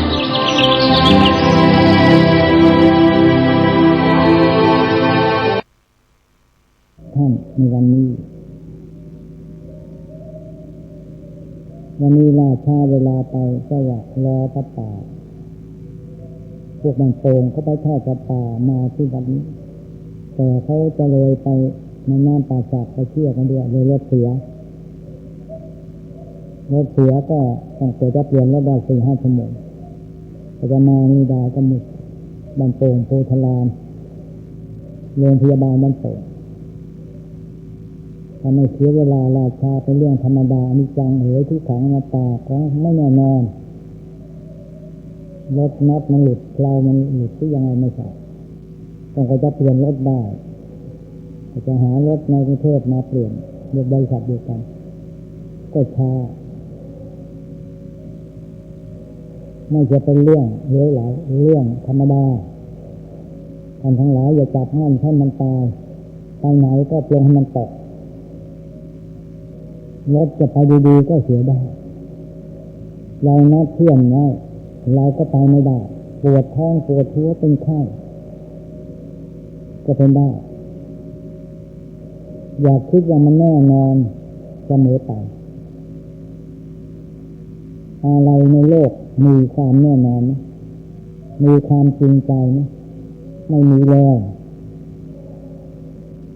ท่านผู้ปฏิบัติธรรมทั้งหลายบางคนมาเนี่ยเข้ามาจะมาปฏิบัติไม่พร้อมกันมีไม่คีบ้างเลยก็มีอาจารย์ที่เป็นสำนักปฏิบัติแต่การปฏิบัติไม่เหมือนกันตามคำสอนพระพุทธเจ้าที่ชัดเจนเพราะฉะนั้นนึกถึงตรงให้มันตกอะไรมีแน่นอนในชีวิตนั้นความรักในชีวิตที่แน่นอนที่ถูกต้องมีไหมการฆ่าเคลื่อนและเคลื่อนไหวเป็นเรื่องธรรมดาแต่มากล่าวให้ท่านฟังมานานเนี่ยแต่ท่านไม่เข้าใจเองอดีตเป็นความฝันนะปัจจุบันนี่คือเป็นความจริงที่เดี๋ยวนี้อดีตก็เป็นความฝันผ่านมาตั้งหลายวันจะไปคุยกันทำไมเลิกคุยเรื่องเก่ามาเล่ากันใหม่มันเสียเวลาไหมนี่แหละอนิจจังทุกขังอนัตตาเข้าใจละอนาคตหาความแน่นอนไม่ได้อย่าจับมั่นให้มันตายท่านผิดหวังที่จะเสียใจตลอดชีวิตคิดว่ามันเป็นอย่างนั้นหรือนี่แหละท่านผู้ปฏิบัติธรรมหาความแน่นอนในชีวิตไม่ได้เลยเกิดที่นี่ต้องไปอยู่ตรงนั้นเกิดตรงนั้นต้องไปอยู่ตรงนั้นมีอะไรแน่นอนบางคนสร้างบ้านไว้ใหญ่โตพาไปตายในน้ำที่เลือกเกิดก็ไม่ได้เลือกตายก็ไม่ได้เลือกสร้างความดีได้ยังไม่มีใครเลือกไม่มีใครสร้างเวลาการก็หมดไปแล้วน่าเสียดายนะอาตมาเสียใจเหมือนกันอย่าหมดเวลาไปแล้วเลือกคืนไม่ได้เราก็แก่แล้วยังไปทุกอย่างจะย้อนไปถึงอดีตให้ไปเป็นเด็กรุ่นนมใหม่จะไปศึกษาและเรียนใหม่สร้างความดีใหม่ก็ทำไม่ได้มีทางเดียวคือรอเวลาตายท่านทั้งหลายเป็นหนุ่มไปสาวอย่าประมาทนะมาควรตายไป3 ศพหนุ่มสาวแท้ๆตายแล้วมาลองเชิญมาที่วัดตายแล้วรอเวลาเผาที่วัดรอเป็นขี้ข้างต่อไปท่านทั้งหลายอยากให้ใจผิดคิดว่าอะไรมันแน่นอนในชีวิตความรักหรือแน่นอนความเกลียดชังหรือแน่นอนไม่มีอะไรดีเกิดในโลกมนุษย์นี้ไม่มีอะไรดีเลยสากลโลกมนุษย์นี้ไม่มีอะไรที่แน่นอนถ้าท่านจะจับมั่นท่านมันตายจะแน่นอนตรงไหนล่ะเราเกิดมาในสากลโลกนี่มีพี่มีน้องกลับมาทะเลาะกันแต่ยังไม่แน่นอนอีกพอมาเลี้ยงลูกมาหลายคน11 คนต่อมาทำศพให้ลูกแน่นอนไม่แน่นอนเราแก่แล้วคิดว่าต้องตายในวันพรุ่งนี้มาหลับเงินสาวตายซะก่อนไม่ได้หาความแน่นอนในชีวิตไม่ได้อย่างนี้ว่าหนออะไรล่ะที่มันมีประโยชน์ต่อชีวิตในกิจประจำวันรีบทำที่เดี๋ยวนี้ได้ไหมโอชัญญามรณังสุเวอย่าผัดวันประกันพรุ่งเลยว่าเราปีหน้าฉันมานั่งปฏิบัติอย่าไปคิดอย่างนั้นว่าจะสร้างความดีผัดวันประกันพรุ่งแต่ความชั่วลายสามมาในชีวิตเราก็ไม่ได้คิดกัน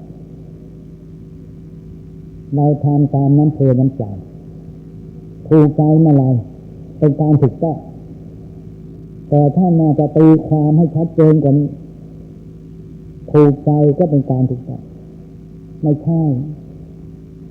ความถูกต้องนั้นไม่ใช่ความถูกใจแต่ทำตามน้ำเพลน้ำใจของท่านชอบใจ ไม่ไปทางที่ดีต้องฝืนใจถึงจะถูกต้องเพราะฉะนั้นอย่าเอาแต่ใจตัวเองต้องเอาใจคนอื่นเขาบ้างถึงจะถูกต้องเราจะเอาแต่ใจเราอย่างเดียว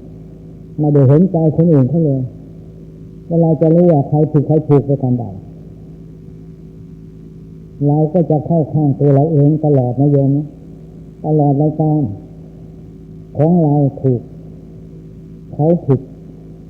ก็ให้ได้ถ้าเราเห็นกับตัวเองถูกใจเสมอเป็นการดีแต่ความถูกต้องเราไม่ได้พิจารณาให้แน่นอนท่องแท้แน่นอนแต่ประการใดเอาความถูกใจเสมอไปแต่ความถูกต้องเราไม่ได้พิจารณาถึงข้อนั้นเพราะฉะนั้นการเจริญกรรมฐานต้องการความถูกต้องต้องการจะขับไอ้ความถูกใจที่ตามใจตัวเองมานานแล้วตามใจตัวเองเอาดีไม่ได้เลยพระพุทธเจ้าสอนชัดเจนนะศาสนาอื่นก็ยังสู้ไม่ได้ตามใจตัวเองตามอารมณ์ตามใจคนแล้วจะดีได้หรือไม่จะตามได้ดีไม่ได้เลยคนที่ดีได้ต้องฝืนใจเขาแย่เอาแต่ใจตัวเองน่ะดีไม่ได้เนี่ยถ้าไปวิชาตัวเองชอบอย่างนี้ก็ถือว่าถูกต้องไม่ชอบอย่างนั้นหาว่าไม่ถูกต้องอย่างที่เราชอบเนี่ยเป็นการถูกต้องไม่ถูกต้องเพื่อประการทั้งปวงแต่ความถูกต้องนั้นไม่ใช่ตามใจตัวนะการตามใจตัวเนี่ยมันเป็นการถูกใจไม่ใช่ถูกความถูกต้องการเจริญสกรรมฐานเนี่ยต้องการจะวิจัยตัวเองประเมินผลตัวเองว่าเราถูกประการใดถ้าญาติโยมมีสติสัมปชัญญะเจริญสติปัฏฐานสี่ได้จริงจังดังที่ว่ารู้ตัวอยู่เสมอถึงจะได้ชัดเจนว่าเราแจ้งชัดแล้วเราที่ทำเนี่ยผิดแน่นอนเราเห็นกับตัวเราเองมานานไม่เห็นความถูกต้องของคนอื่นเลยก็คนอื่นกับเราจึงไม่ถูกกันเลยญาติพี่น้องก็ไม่ถูกกันเอาแต่ความถูกใจแต่ความถูกต้องไม่มองแล้วคนเรามีนิสัยอย่างไรติดนิสัยข้างไหนก็ไปอย่างนั้นแหละเลยเชื่อเป็นการถูกต้องแต่ก็มันกลายเป็นการถูกใจเสมอไปเลยจึงดีไม่ได้แล้วณบัดนี้การเจริญกรรมฐานต้องการจะไม่วิจัยตัวเองประเมินผลตัวเองว่าเราทำมาเนี่ยหลายปีแล้วตั้งแต่เป็นเด็กนะถูกต้องหรือไม่ถูกต้องไม่ถูกเลยเป็นการถูกใจเอาแต่อารมณ์ของเราไม่คิดจะใช้อารมณ์คนอื่นเชื่อเขาจะเป็นการถูกต้องหรือไม่ได้วิจัยและประเมินผลประการใดมันนี่ชัดเจนมากเพราะฉะนั้นการปฏิบัติจะเป็นเวลาน้อยหรือมากก็ตามขอให้ท่านทำให้ได้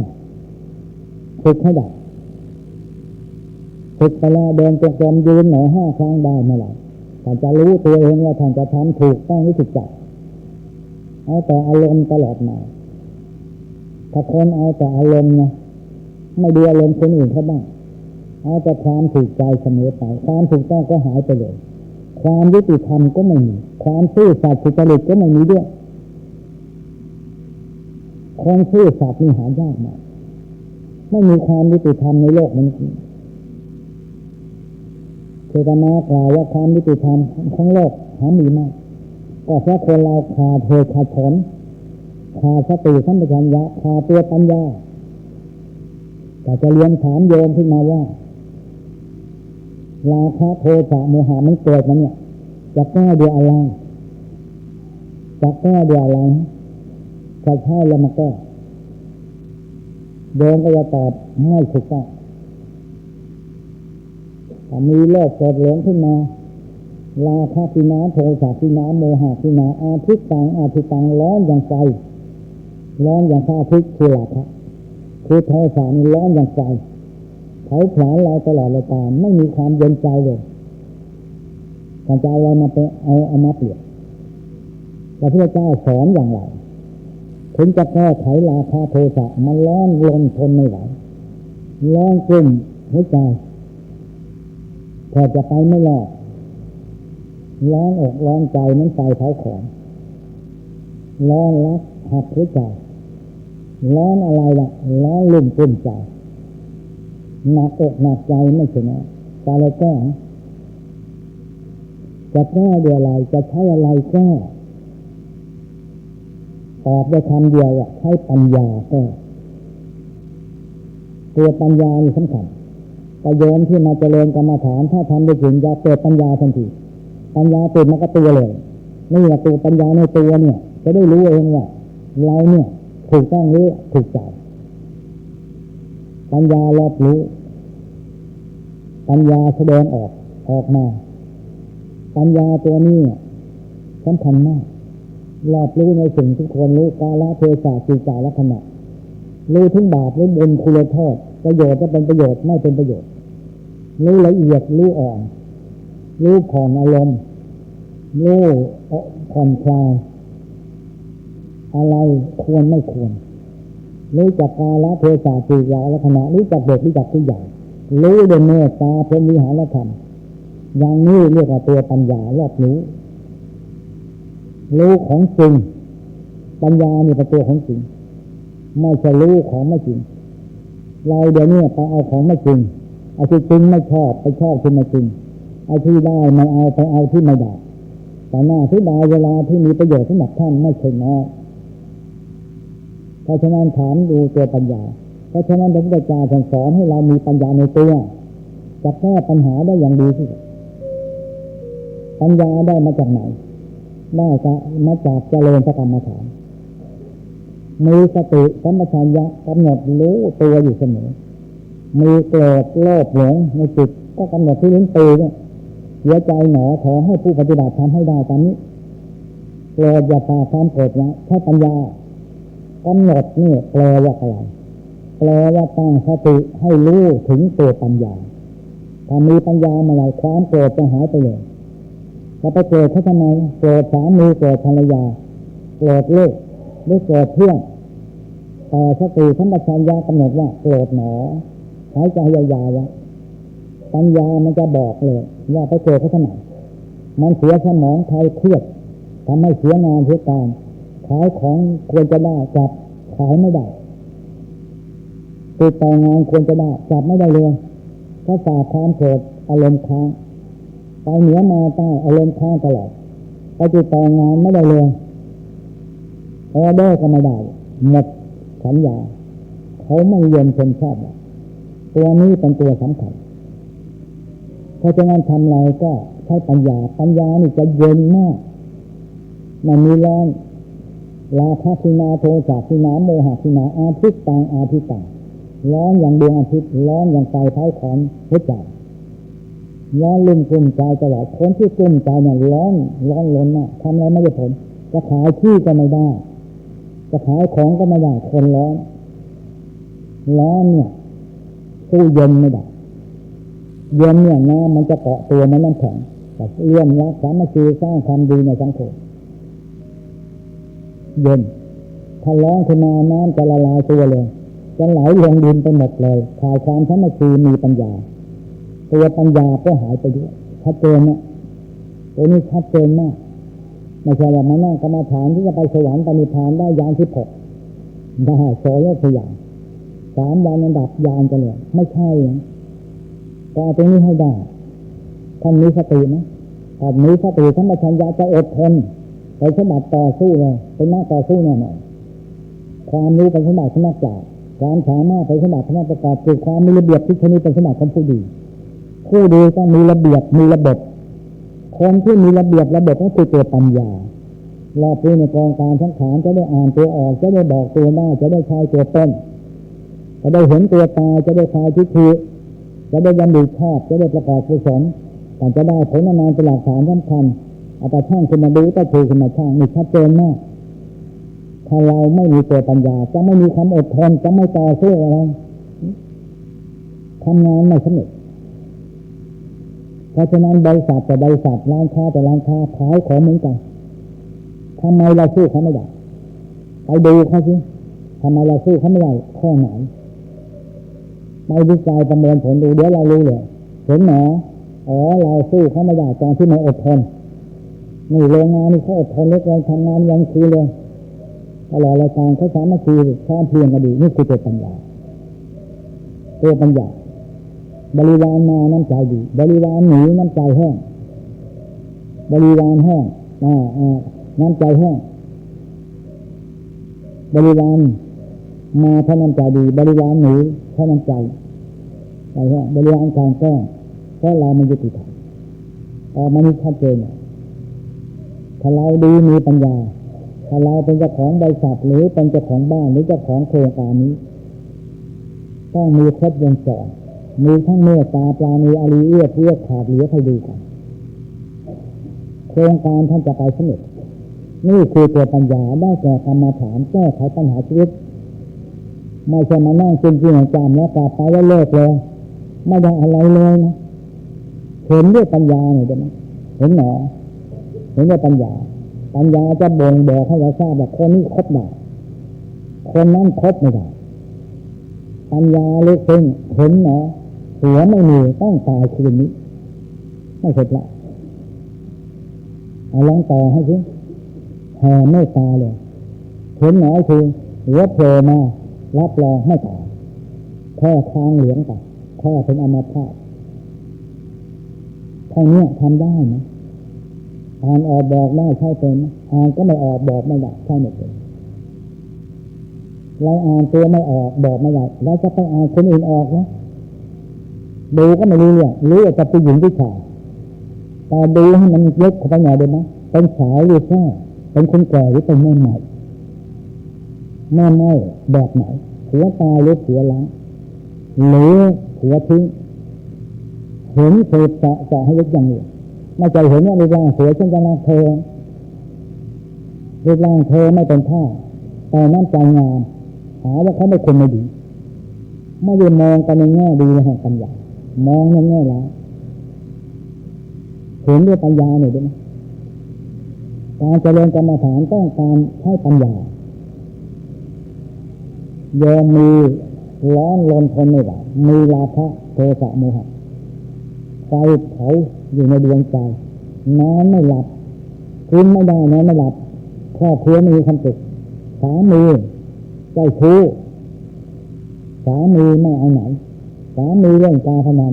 เรื่องเล็กเลยเรื่องเล็กยอมมีปัญญาเท่าไหร่ดีไหมนี่สมมติไม่ต้องไปสนใจกับสามีที่เจ้าชู้ถ้าทำตามอาตมาที่พระเจ้าสอนใช้ปัญญาก็สวดมนต์ภาวนาแผ่เมตตาให้สามีทุกอย่างอย่าสนใจไปตามสามีที่กินเหล้ากลับบ้านอย่าสนใจสามีที่เจ้าชู้เอาสามีกลับบ้านแผ่เมตตาเนี่ยสัพเพสัตตาเมตตาคุณนางหังเมตตาเมตตาจะสัพพโลกับธรรมิมาในสัมภาวเยอปริมาณหนังภาวนาครับแผ่เมตตาสามีกลับร่างกายดีเลยเลิกเจ้าชู้เลิกเล่นการพนันเลิกเดินสลายนี่ใช่ปัญญาไม่ใช่ว่าไปใช้ชั่วไปชั่วใช้ได้เหรอแต่เอาดีไปแก้จากร่างกายดีถึงจะผิดใจไม่ใช่ว่าหัวชั่วแต่คุณเล่ามายาแล้วก็ด่าแหลกไปเลยไม่ได้หรอกนะถ้าโยมมีตัวปัญญานั่งกรรมฐานถึงตัวปัญญาเมื่อไหร่รอบรู้กองการสังขารเมื่อไหร่จะเดินเห็นชัดในครอบครัวจะมีความสุขกระทั่งที่สามีเจ้าชู้โยมก็ไม่จะไปสนใจว่าสามีเจ้าชู้เขาจะไปชอบภาษาแค่แต่แม่ไม้ที่ไหนก็ไม่สนใจดูลูกไงบ้างสวดมนต์แผ่เมตตาให้ลูกรับรองลูกเดี๋ยวก็นำมาหวังเป็นชาติหน้าเดี๋ยวต้องได้เป็นด็อกเตอร์เดี๋ยวสามีก็จะกลับมาเองอย่าไปแผ่เมตตาเอาความชั่วไปให้สามีได้ไหมโยมขาดปัญญากรรมฐานจะเอาความชั่วไปให้สามีด่าเลยหึงเลยหวงเรื่องอาตมาว่าเอาความร้ายเอาแก้ไม่ได้แต่เอาความดีแก้กลับร้ายใจดีเขาร้ายมาอย่าร้ายกลับเขาไม่ดีมันจะเอาความดีไปแก้ไขคนกระหนีให้ของที่ต้องการคนพูดเหลวไหลเอาความจริงใจไปสนทนาได้นะส่วนมากไม่เคยสนทนาแต่เขาประทานโทษโยมผู้หญิงเพื่อตายโดยขาดเหตุผลไม่ได้ติดกลองขาดตัวปัญญานี่จะพูดก็พูดเลยนี่จะด่าก็ด่าเลย ที่พูดเนี่ยมันคือโยมที่นี่นะโยมที่สิงห์บุรีเนี่ยโยมที่นี่เห็นก็ไม่ด่าใครไม่ว่าและไม่หึงใครแน่นอนว่าปลองได้เห็นหนอชัดเจนไม่หึงไม่หวงแน่สามีไม่ดีแม่บ้านสำคัญนะถ้าโยมนั่งกรรมฐานได้ตัวปัญญาแปลความเมตตาปัญญาแก้ปัญหาชีวิตคือกรรมฐานได้ปัญญานะอนิจจังทุกขังอนัตตาจะเห็นชัดขึ้นมาเป็นปัจจัยตังเลยกับโพวิญญูหิจะรู้นิสัยของสามีว่าไปเนี่ยไม่ดีไปเจ้าชู้เอาเงินไปให้ผู้หญิงเอาเงินไปให้คนแย่ไปให้บ้านเรื่องเล็กแผ่เมตตาเลยแผ่เมตตาให้เขามีความสุขกันนะเขาจะเงินไปให้เขาช่างเขาตลอดเดี๋ยวเงินเราก็เยอะแยะทำได้ไหมเนี่ยคือผู้นี้ทำได้ไหมทำได้ไหมคะได้ทำเถอะอย่าไปว่าสามีเขาจะไปชอบใครก็ตามอย่าไปสนใจถามได้นะโง่ซะหน่อยเดี๋ยวนะคนมีปัญญานี่จะโง่เป็นคนที่ไร้ปัญญาโง่ไม่เป็นน่ะปากก็คันอยากจะพูดปากคันไปไหนก็พูดมาเอาปากไปด้วยคนที่ไร้ปัญญาไปไหนเอาปากไปคนที่มีปัญญาเนี่ยเขาไม่เอาปากไปนะเอาตาหูไปตาหูไปก็พอแล้วเอาปากไปด้วยเหรอคนนักกรรมฐานเขาเอาปากไปเดี๋ยวนี้ไปถึงปากพูดเลยเสียกลวิธีเสียคลื่น FM เสียกระแสไฟอย่าพูดไปดีคนที่มีปัญญาเนี่ยเขาจะฟังให้มากเสียงหนอจะพูดเขาจะพูดแต่น้อยพูดแต่มีเหตุผลคนที่พูดมากเอาปากไปด้วยเนี่ยแล้วฟังน้อยจะรู้อะไรไม่จริงรู้หนอที่ลิ้นปีเนี่ยรู้หนอรู้จริงเขียนออกมาหน่อยได้ไหมถ้าเราไปเห็นกับหูก็รู้ตาถึงจะรู้จริงบางคนเนี่ยรู้ไอ้ที่จริงไม่ชอบที่ไม่จริงไอ้ที่ได้ไม่เอาเสียไปไอ้ที่ไม่ได้ถูกต้องไหมไอ้ที่ควรจะได้ไม่เอาผ่าไปเอาที่ไม่ได้หมาเช่นกรรมฐานก็7 วันต้องได้จะไปเอายาที่6โอ้โหมันดีไปเอาตรงนี้ก่อนได้ไหมไม่ได้ต้องเอาโน่นเลยโอ้โหได้ไม่เอาไปเอาที่ไม่ได้คือจริงไม่ชอบไปชอบที่ไม่จริงไม่ชอบทำบุญจังเลยคนจะเทศนั้นมาแต่ไม่ทำมาที่เดิมนะโอ้ทำบุญฝากกระเป๋าขาดเลยฝากแล้วฝากถึงแต่จิตใจไม่ดีเลยจิตใจไม่ดีเลย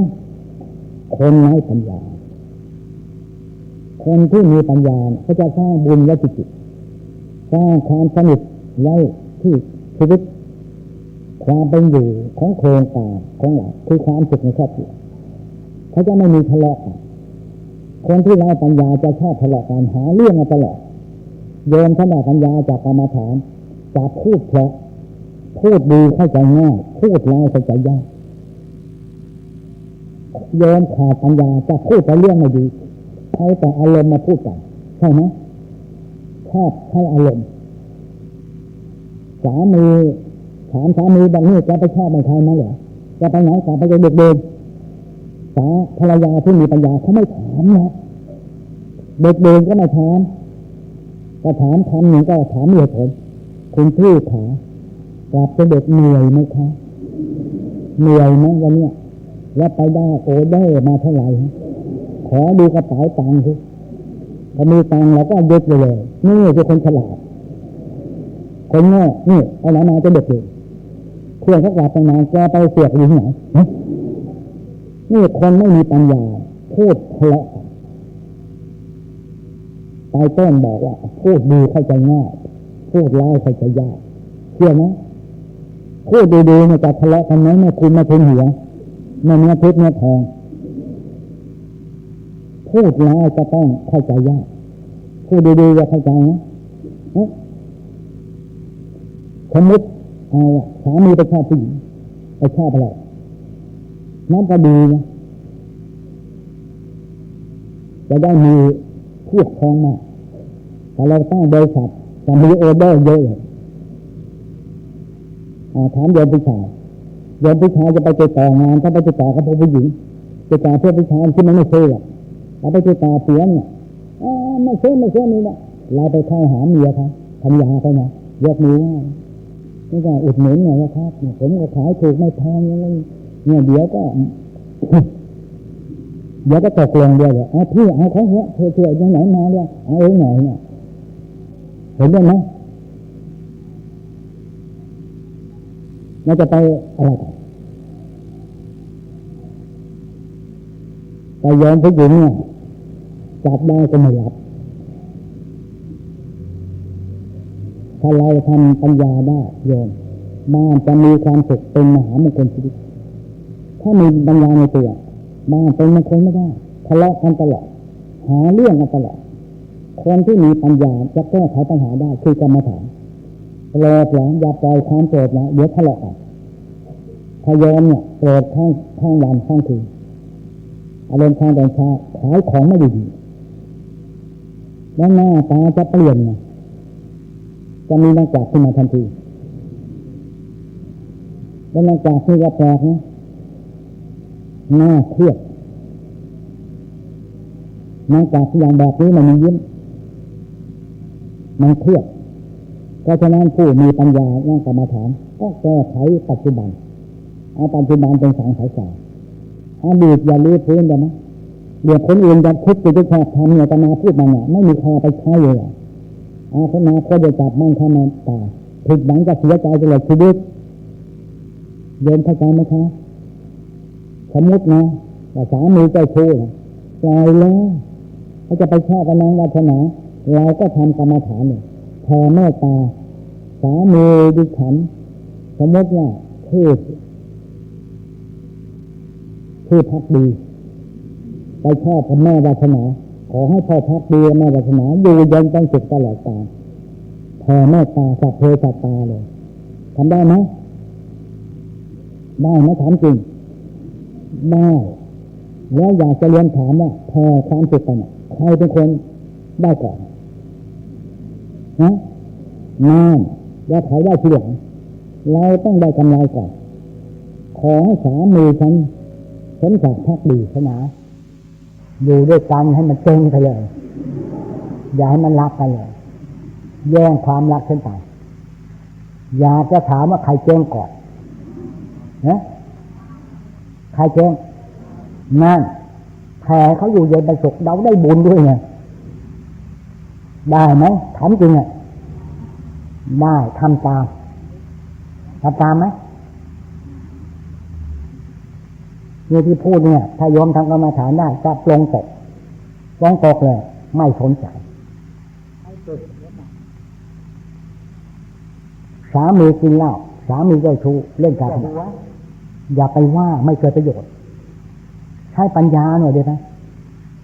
เอาปัญญาใช้คนใช้ปัญญาเขาไม่พูดเขาไม่ว่าเขาไม่พูดแถลงน้ำใจแต่จากการใดแผ่เมตตาอย่างเดียวนางกรรมฐานเนี่ยแผ่เมตตาสามีจะกลับร้ายกายดีกันแล้วก็กลับมาหาเราลูกเต้าดีหมดทุกคนเลยลูกเต้าติดยาเสพติดว่านอนสอนยาคนดื้อขอให้คุณแม่แผ่เมตตาทุกวันลดน้ำให้ท่านแล้วก็ไม่ใช่ดีจะพาลูกชายคนเล็กซอยลูกชายคนโตดีไปด้วยโยมรู้จักลูกชายคนโตไหมรู้จักลูกชายคนโตไหมนั่นซอยดีไปด้วยเลยลูกชายคนโตเป็นไงล่ะดีที่สุดร้ายยังไง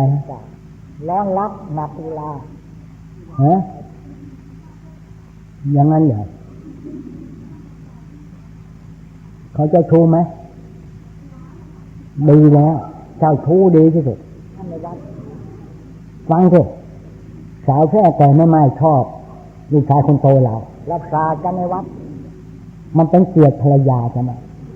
เกียรติแม่บ้านบาปตามเอาหน้าวัดไปใช้ไม่เงียบใช่ไหมขนทรายเข้าวัดขนน้ำเข้าวัดนั่งกรรมฐานไปเดี๋ยวตอบถูก กรรมฐานทำให้เกิดปัญญาไม่มีการต่อสู้อะไรเลยทั้งแพ้เสมอแพ้เป็นพระชนะเป็นมารก็ขวาจะไปว่าเขาเลยโยมไหมเขาชอบอย่างนั้นเหรอนะเห็นผลเลยได้คาถาไปคาถามานิยมมีคนรักทั่วกันไหมเหรอความรักแตกเลยเหรอนะได้ผลเยอะเอาไปใช้หน่อยไปไหนมีเมตตาเราอย่าไปเกลียดกันพระพุทธเจ้าไม่เคยสอนให้เกลียดกันสอนให้รักกันยอมเชื่อตาสามีเขาจะไปรักใครจะรักสามีเรานึกว่าแหมเกลียดที่สุดแล้วมีเกลียดที่สุดแสดงว่าสามีเราเป็นคนดีถ้าสามีในคนดีมีคนรักเหรอถูกไหมที่พูดเนี่ยฮะยักอะไรฮะเงินอะไรตะไบเสียงกราบเท้าไม่ใช่เขารักน้ำใจอย่าไปพูดผิดฮะไม่ใช่เขามีน้ำใจผู้หญิงเนี่ยเขาให้น้ำใจรักมีน้ำใจนะเราก็มีปฏิบัติไปกราบท่านจะบอกว่าเจริญสุขให้เป็นล้านเลยเหรอฮะพาดาไทยไม่มีหมดแล้วยิงหายิงได้ยิงหวงอดหมดไปมาแล้วไม่หวงแล้วไม่อดหมดมาเรื่อยๆถูกไหมมีลูกกี่คนนะโยมอ่ะ4 5ทั้งคนลูกชายคนโต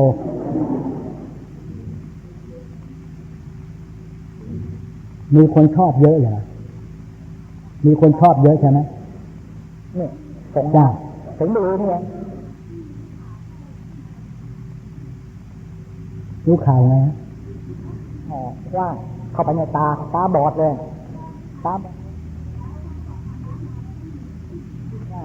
ตาบอดทั้งคู่เดี๋ยวนี้ยังอยู่ตาบอดแล้วเราก็ปัดตานุโมทนาไหมเปล่าเดี๋ยวนี้มาอยู่ในยกมือสาธุเปล่าตาเหมือนอย่างคนดีๆแต่ไม่เห็นโอ้โหไม่ได้ขอมีตาไปก่อนอย่าเพิ่งต้องเอาบทนี้ไปใช้ชักปืนออกจากปากแล้วเนี่ยมาเห็นเสียรักแล้วก็เสียบเข้าไว้อย่ายิงนะอย่าสามีโยมเนี่ยเป็นคนดีนะเป็นคนมีอัธยาศัยเชื่อแท้โอบอ้อมอาลีวจีไพเราะยังข้อทุกคนสามีแต่เขาวางตนเป็นกลางเขาไม่เข้าทางใครหรอกคุณเนี่ยวันนี้มาเปล่าพรุ่งนี้มันรับเหรอมีรถน้ำดำหัวเขาไม่ได้ต่างประเทศคนต่างประเทศเหรอทางโหสิกรรมให้เราขอจะดูปะเขาก็รักโยมดีนะ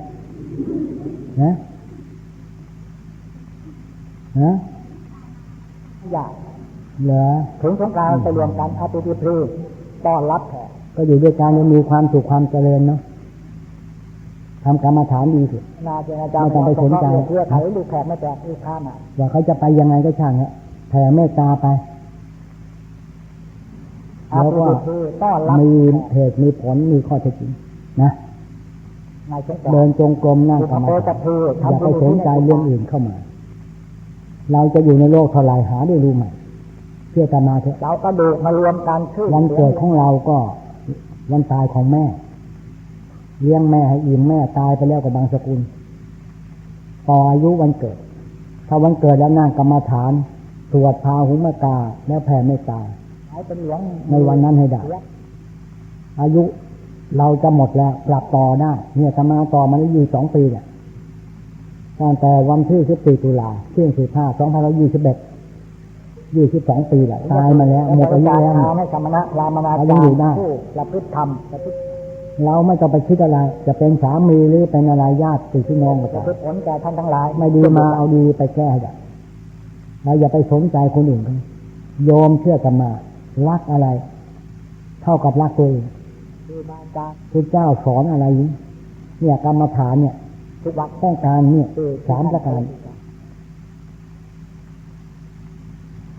พระเจ้าสอนอะไรไม่ต้องไปตอบให้มันยาวน้องชาวไทยทั้งหลายอาตมาตอบฝรั่งไปแล้วโอเคเห็นด้วยพระเจ้าสอนให้เราช่วยตัวเองให้ได้สอนให้เราพึ่งตัวเองให้ได้สอนให้เราสอนตัวเองไม่มีใครช่วยเราได้แน่นอนในโลกรถใหม่ๆพ่อแม่แล้ววันจะเข้าทะเลแก่ชราแล้วก็จะตายจากโลกไปไม่มีใครเหลืออยู่จะอยู่เราจะอยู่แค่ไหนโยมเชื่อไปไหนสามีภรรยาเนี่ยเรามาพบกันต้องพลาดท่าจากของพระที่รักที่ชอบใจด้วยกันทั้งหลายไม่มีโอกาสจะอยู่ด้วยกันต่อไปได้คิดอย่างนี้ดีแน่นอนไม่จะสนใจเลี้ยงลูกเอาบุญแท้อย่าคุณตอบแทนนะเอาบุญคือหมายความว่าเลี้ยงลูกให้โตเป็นต้นโพดีหลกเลี้ยงลูกให้โตไว้ด้วยวิชาการอย่าให้ลูกโตมาต้นตาลอย่าให้ลูกโตด้วยความสุขหาความสนุกในสังคมยุคใหม่สมัยนี้น่าเสียดาย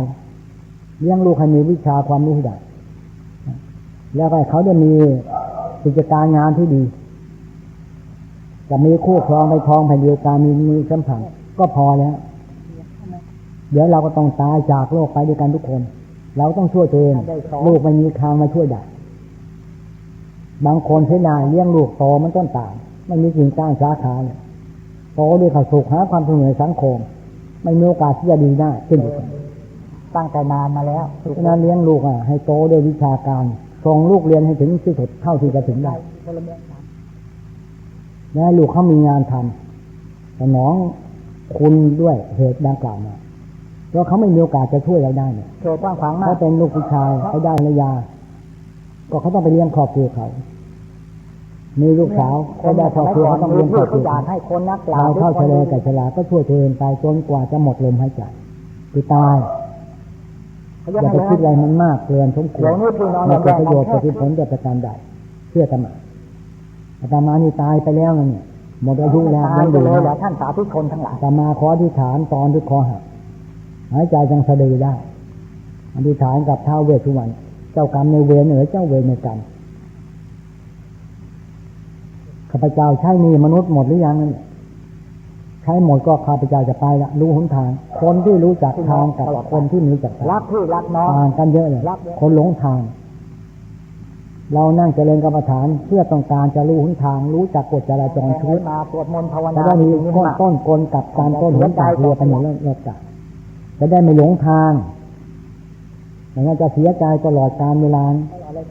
หน้าที่ได้เวลาที่มีประโยชน์แต่มาโยมฟังนี่ข้อที่ตมาเนี่ยยังเราตายแล้วรถชนคอหักแล้วแขนก็หักขาหักอีกหลายข้างหลายคราวตกเหวขึ้นมาสอบว่าก็ผ่าแล้ว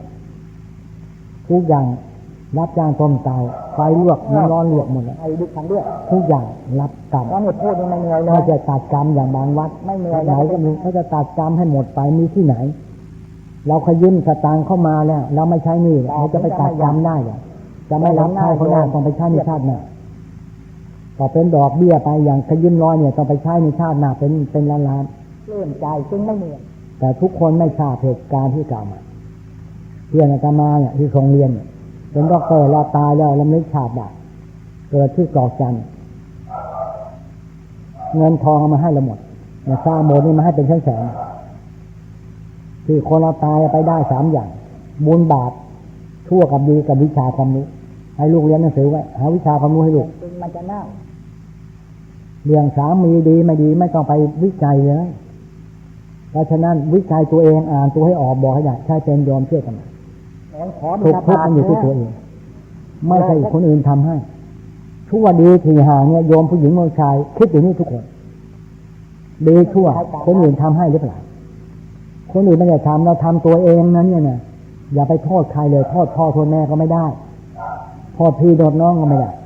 โทษตัวเองเราทำตัวเอง แล้วเราก็เป็นไปเองด้วยกฎแห่งกรรมจากการกระทำของเราเองไม่ใช่คนอื่นทำให้เชื่อกันมาอาตมาจะย้อนยุคแต่เป็นเด็กใหม่มันเป็นไม่ได้หรอกนะนับวันเนี่ยจะหมดเวลาไปในที่สุดโยมก็ถึงมันตื่นเต้นไม่ใช่ละสาวจริงไหมไม่จริงหลอกลวงชั่วคราวหนุ่มจริงไหมไม่จริงหลอกลวงชั่วคราวเดี๋ยวก็แก่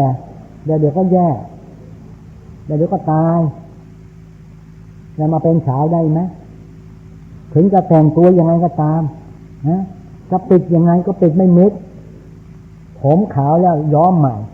แล้วดึงหน้าดึงตาปิดไปปิดมาหน้าเกลียดเลยปิดหน้าเกลียดอย่าไปปิดมันเลยเอาหลักการนะอย่าไปปิดมันเลย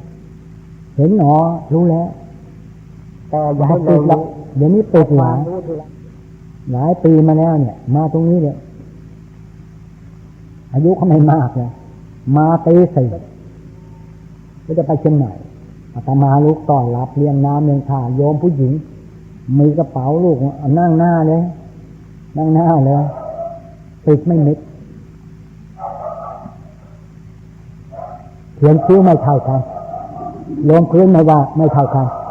ตรงนี้โก่งตรงนี้ถึงตรงนี้แล้วก็ยอมทำไมเขียนไม่ความไม่ยอมฟังบุญช่วยเราได้เนี่ยบาปช่วยเราโอ้โหลืมนี่หลวงพ่อรถมันมาเปิดแกตีหนึ่งฉันรีบอาบน้ำรีบวาดแผนที่ลงพื้นวาดแผนที่ใช้เวลาด้วยแล้วมันก็องค์ไม่เท่ากันไม่เป็นไรทำใหม่ได้แล้วถ้าทำต่อหน้าทำไมในกระเป๋าเนี่ยโอมเลยเนื้อกว่าสตางค์จะทำบุญล้างเครื่องจันอาบไปคุยกันที่วัดเห็นไหมไม่ต้องไปอายติดยังไงก็ไม่มิดแล้วโยมก็จะไปเชียงใหม่เต็มกระเป๋าเลยเพื่อพันนี้ทั้งนั้นแล้วก็เยอะเลยแต่ท่านรู้ไหมราคาเท่าไหร่ตั้ง5,000 กว่าบาทแพงยังเลนไอ้ดินสอไว้อันอาตมาเก็บไว้เดี๋ยวนี้ยังเป็นที่ระลึกมีประโยชน์ตอนจุดธูปเทียนเนี่ยถ้าไม่มีไอ้น้ำมันใช้พนิทาน้ำนั่นแหละนิทาตรงนี้นะทาไอ้ธูปเนี่ยจุดบึ้บเดียวทำด้วยน้ำจัดถ้าใครมีเหลือเอามาขอมาแต่โยมนี่ก็อายุไม่มากนะโยมนะที่มาเนี่ยต้นให้ถึงกลางบุญอยู่เสมอตามีครอบครัวหมดแล้วอายุรู้76นี่77บอกหลวงพ่ออย่าว่าฉันนะฉันยุ่งมากแหละไม่แต่งมันไม่ทันสมัยเดินตามก็ไอ้พวกสาวๆเขาไม่ได้เขาหาว่าฉันแก่มั่งเลยนะเลยก็ต้องแต่งพอแต่งเนี่ยไอ้หนูก็พอไปกับเขาได้ใช่ไหมล่ะแต่งไปแต่งมาก็ปิดไม่มิดงามด้วยน้ำใจเนาะใจกว้างปิดมิดเหรอไม่มิดก็อย่าไปแต่งมันเลยนั่งกรรมฐานสวยนอกสวยในสวยจิตสวยใจอาจารย์ช่างเคยมาดูแต่ชูมาจ้ะงามเนตรงามหน้างามพักกลางพอแล้วไม่ต้องลงพื้นว่าแทนที่แล้วมีเครื่องลงพื้นมาไหมมีไหมไม่ใช้เหรอว่าแทนที่ก็ไม่ใช้เหรอไม่ใช้เวลาออกแล้วใช้ไหมฮะมีต้องมีทันสมัยไม่ใช่ทาปากเนี่ยมันดีอย่างนะปากไม่แห้งเนี่ยเราอยากจะทามาเหมือนกันเนี่ยปากมันซีดเดี๋ยววันหลังมีนั่งขอบ้างนะเอาทาให้ปากมันสดชื่นวันนั้นคุณง้อมีไหมเรามีไหมนะมีต้องทาบ้างนะบูชาปฏิบัติบูชาปัญญาเนี่ยสำคัญเพราะงั้นก็โยมเราจะได้รู้เหตุการณ์ทุกชีวิตจะได้รู้ว่าลูกคนไหนจะเรียนอะไรถ้าตีจะบอกได้ขอให้ทำให้ได้แต่ไม่อย่ามาทำแล้วเลิกไปเลยกลับไปบ้านก็ทำนะบางคนกลับไปบ้านเลิกเลย โยมกลับไปบ้านก็ทำเป็นประจำนะเดินจงกรมสัก30 นาทีนั่ง30 หรือ1 ชั่วโมงที่มีเวลารู้พระคุณของบ้านมันแคบก็เดินวนไปวนมาก็ได้นั่นน่ะทำให้มันเป็นเสมอต้นเสมอปลายได้ดีเนี่ยทำอะไรอ่ะถ้าไม่ทำไม่เสมอต้นเนี่ยมันเอาดีไม่ได้คติสมบัติสร้างความดีต้องถูกสถานที่อุปธิสมบัติสร้างความดีต้องถูกตัวบุคคลกาลสมบัติสร้างความดีต้องถูกกับการเวลาประโยคาสมบัติสร้างความดีต้องเสมอต้นเสมอปลายรู้จักพระคุณของสังขารทำให้เสมอต้นเสมอปลายได้ดีแน่นอนได้ดีแน่นอนไม่ต้องพูดกันใครจะดีเท่าไหร่จะเป็นสามีหรืออะไรใครจะไม่ช่างเขาไปไหนมันคนละคนกันเราไม่ได้ออกมาพร้อมกันสามีภรรยาออกมาพร้อมกันไหมนับภาษาอะไรไม้พายต่างต้องพี่น้องต่างใจท้องเดียวยังไม่เหมือนกันนิสัยคู่แฝดออกมาพร้อมกันแค่ห่าง5 นาทียังเหมือนกันไม่ได้มาที่วัดเป็นสาวทั้งคู่สุขภาพอนามัยทุกคนนะโยมนะคนที่ไม่เอาไหนเยอะคนน้องเรียบร้อยนิสัยไม่เหมือนกันคือแบบอย่างคนเราเนี่ยเรียนทันกันได้หมดแต่นิสัยเหมือนกันไหมจะเป็นราชการชั้นไหนก็ตามแต่เราจะอยู่กันเนี่ยรับราชการหรือทรัพย์สินหาสิทธิ์ก็ตามเขารู้นิสัยกันนิสัยดีก็โอบอ้อมอารีวจีไพเราะของเขาทุกคนวางตัวเป็นกลางมีแต่เมตตาพรหมิหารธรรมบางคนไม่มีเลยไม่มีอัจฉริยะใสเลยนิสัยไม่ดีกระทั่งดีเป็นด็อกเตอร์นิสัยไม่ดีไม่ได้โอบอ้อมอารีใครไม่เชื่อเพื่อกับใครไม่ได้ช่วยเหลือใครเลยเห็นแต่ตัวตลอดเลยการนี่มันอยู่ที่นิสัยถ้าการเจริญกรรมฐานทำให้นิสัยดี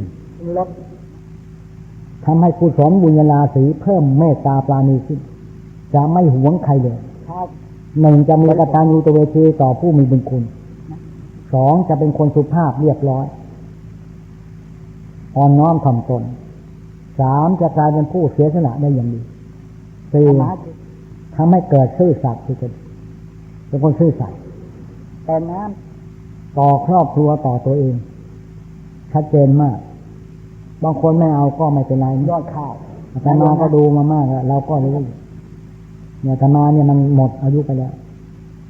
ตายไปแล้วเราก็บอกกับท้าวเวสสุวรรณบอกว่าเจ้ากรรมนายเวรขอให้ข้าพเจ้าใช้หนี้มนุษย์ให้หมดสุดาสยามลมนัดคุณมาขอให้ท่านทั้งหลายคำนึกแล้วข้าพเจ้าขอลาไปถ้าใช้หนี้มนุษย์หมดขอให้กลับฟื้นคืนมาเถอะมาใช้หนี้มนุษย์ให้หมดชาติหน้าเราจะไม่ขอมาเกิดตั้งอธิษฐานจะไม่ขอมาเกิดโลกนี้มันเป็นโลกตรงที่เกียรติที่โกงที่ฉาลิษยาพี่น้องยังอิจฉากันนับภาษาอะไรกับครอบครัวล่ะพี่น้องยังแย่งสมบัติกันเห็นไหมแต่มาจึงเขียนขึ้นมาความดีเป็นศัตรูชีวิต2ความดีมีอุปสรรค3ความดีต้องลงทุนความลำบากมากเดี๋ยวจะทุนกล้าเขา4ความชั่วชอบลงทุนความสบายยิ่งสบายนอนสบายกำลังชั่วโดยไม่รู้ตัวมาเอางานเอาการเนี่ยคนชั่วทั้งนั้นเหลือ2ความดีศัตรูชีวิตเงินทองไปอสรพิษได้ตรงนี้แต่ไม่ใช่ของเราอย่ามาเป็นงูเห่ากัดทั้งบ้านเลยฆ่ากันแตกลานเพราะไม่ใช่สมบัติจะไปได้ไหม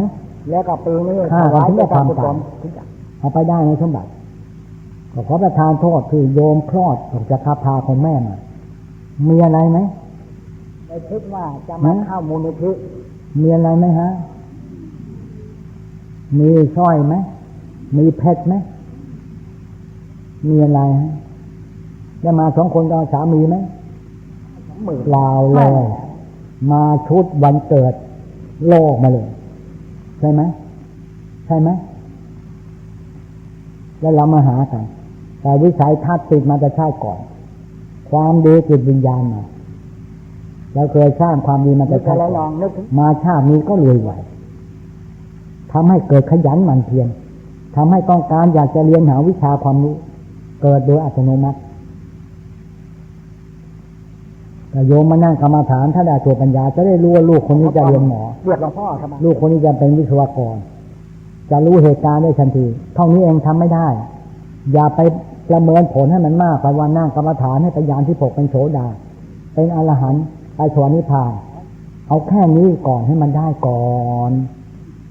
ที่จริงไม่ชอบไปชอบที่ไม่จริงเอาที่จริงนี่ก่อนได้ไหมไม่ต้องไปต้องแต่งตัวแล้วงามเนตรงามหน้างามพัดหลางามอัจฉริยะใช้นิสัยดีมีปัญญาแก้ไขปัญหาได้เอาตรงนี้ก่อนได้ไหมดูเต้าดีหมดสวยภายในสวยด้วยจิตใจจะมีประโยชน์ในชีวิตมากขอให้ตั้งใจทำทุกวัน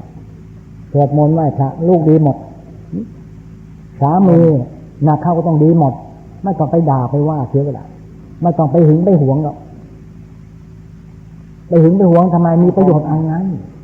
เขาจะไปชอบใครก็ปล่อยเลยโมทนาสิทำได้ไหมให้ทานไปสิ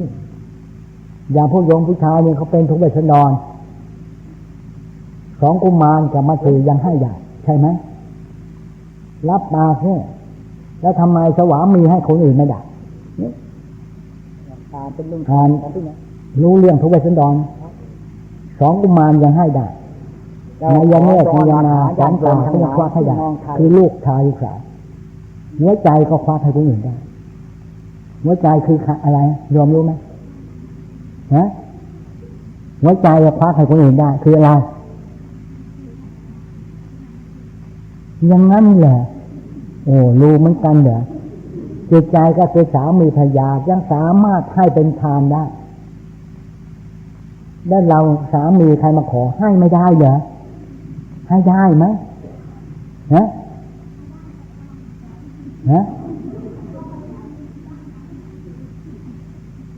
อะไรนะ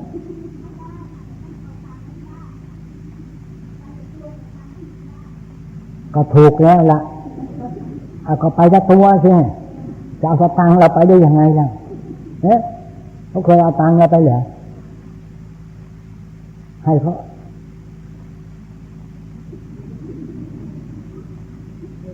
พวกนักกรรมฐานต้องใจกว้างแล้วก็สังคมเมตตาปราณีอารีเพื่อขาดหรือขยุกัน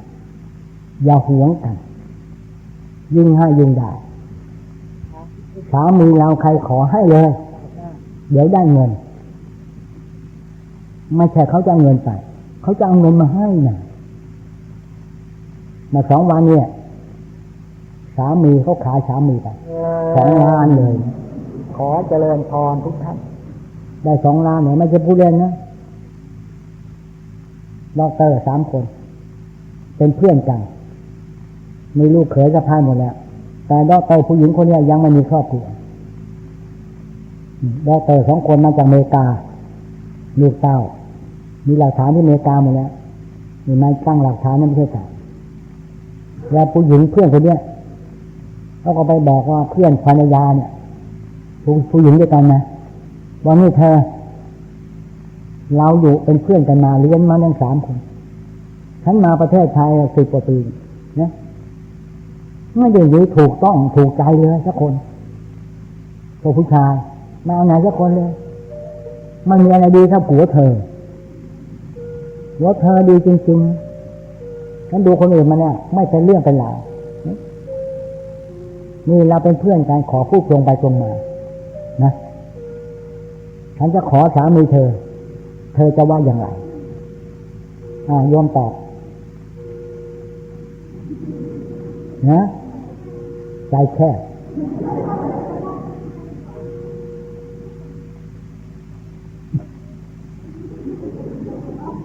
พันยาตอบว่าไงรู้ไหม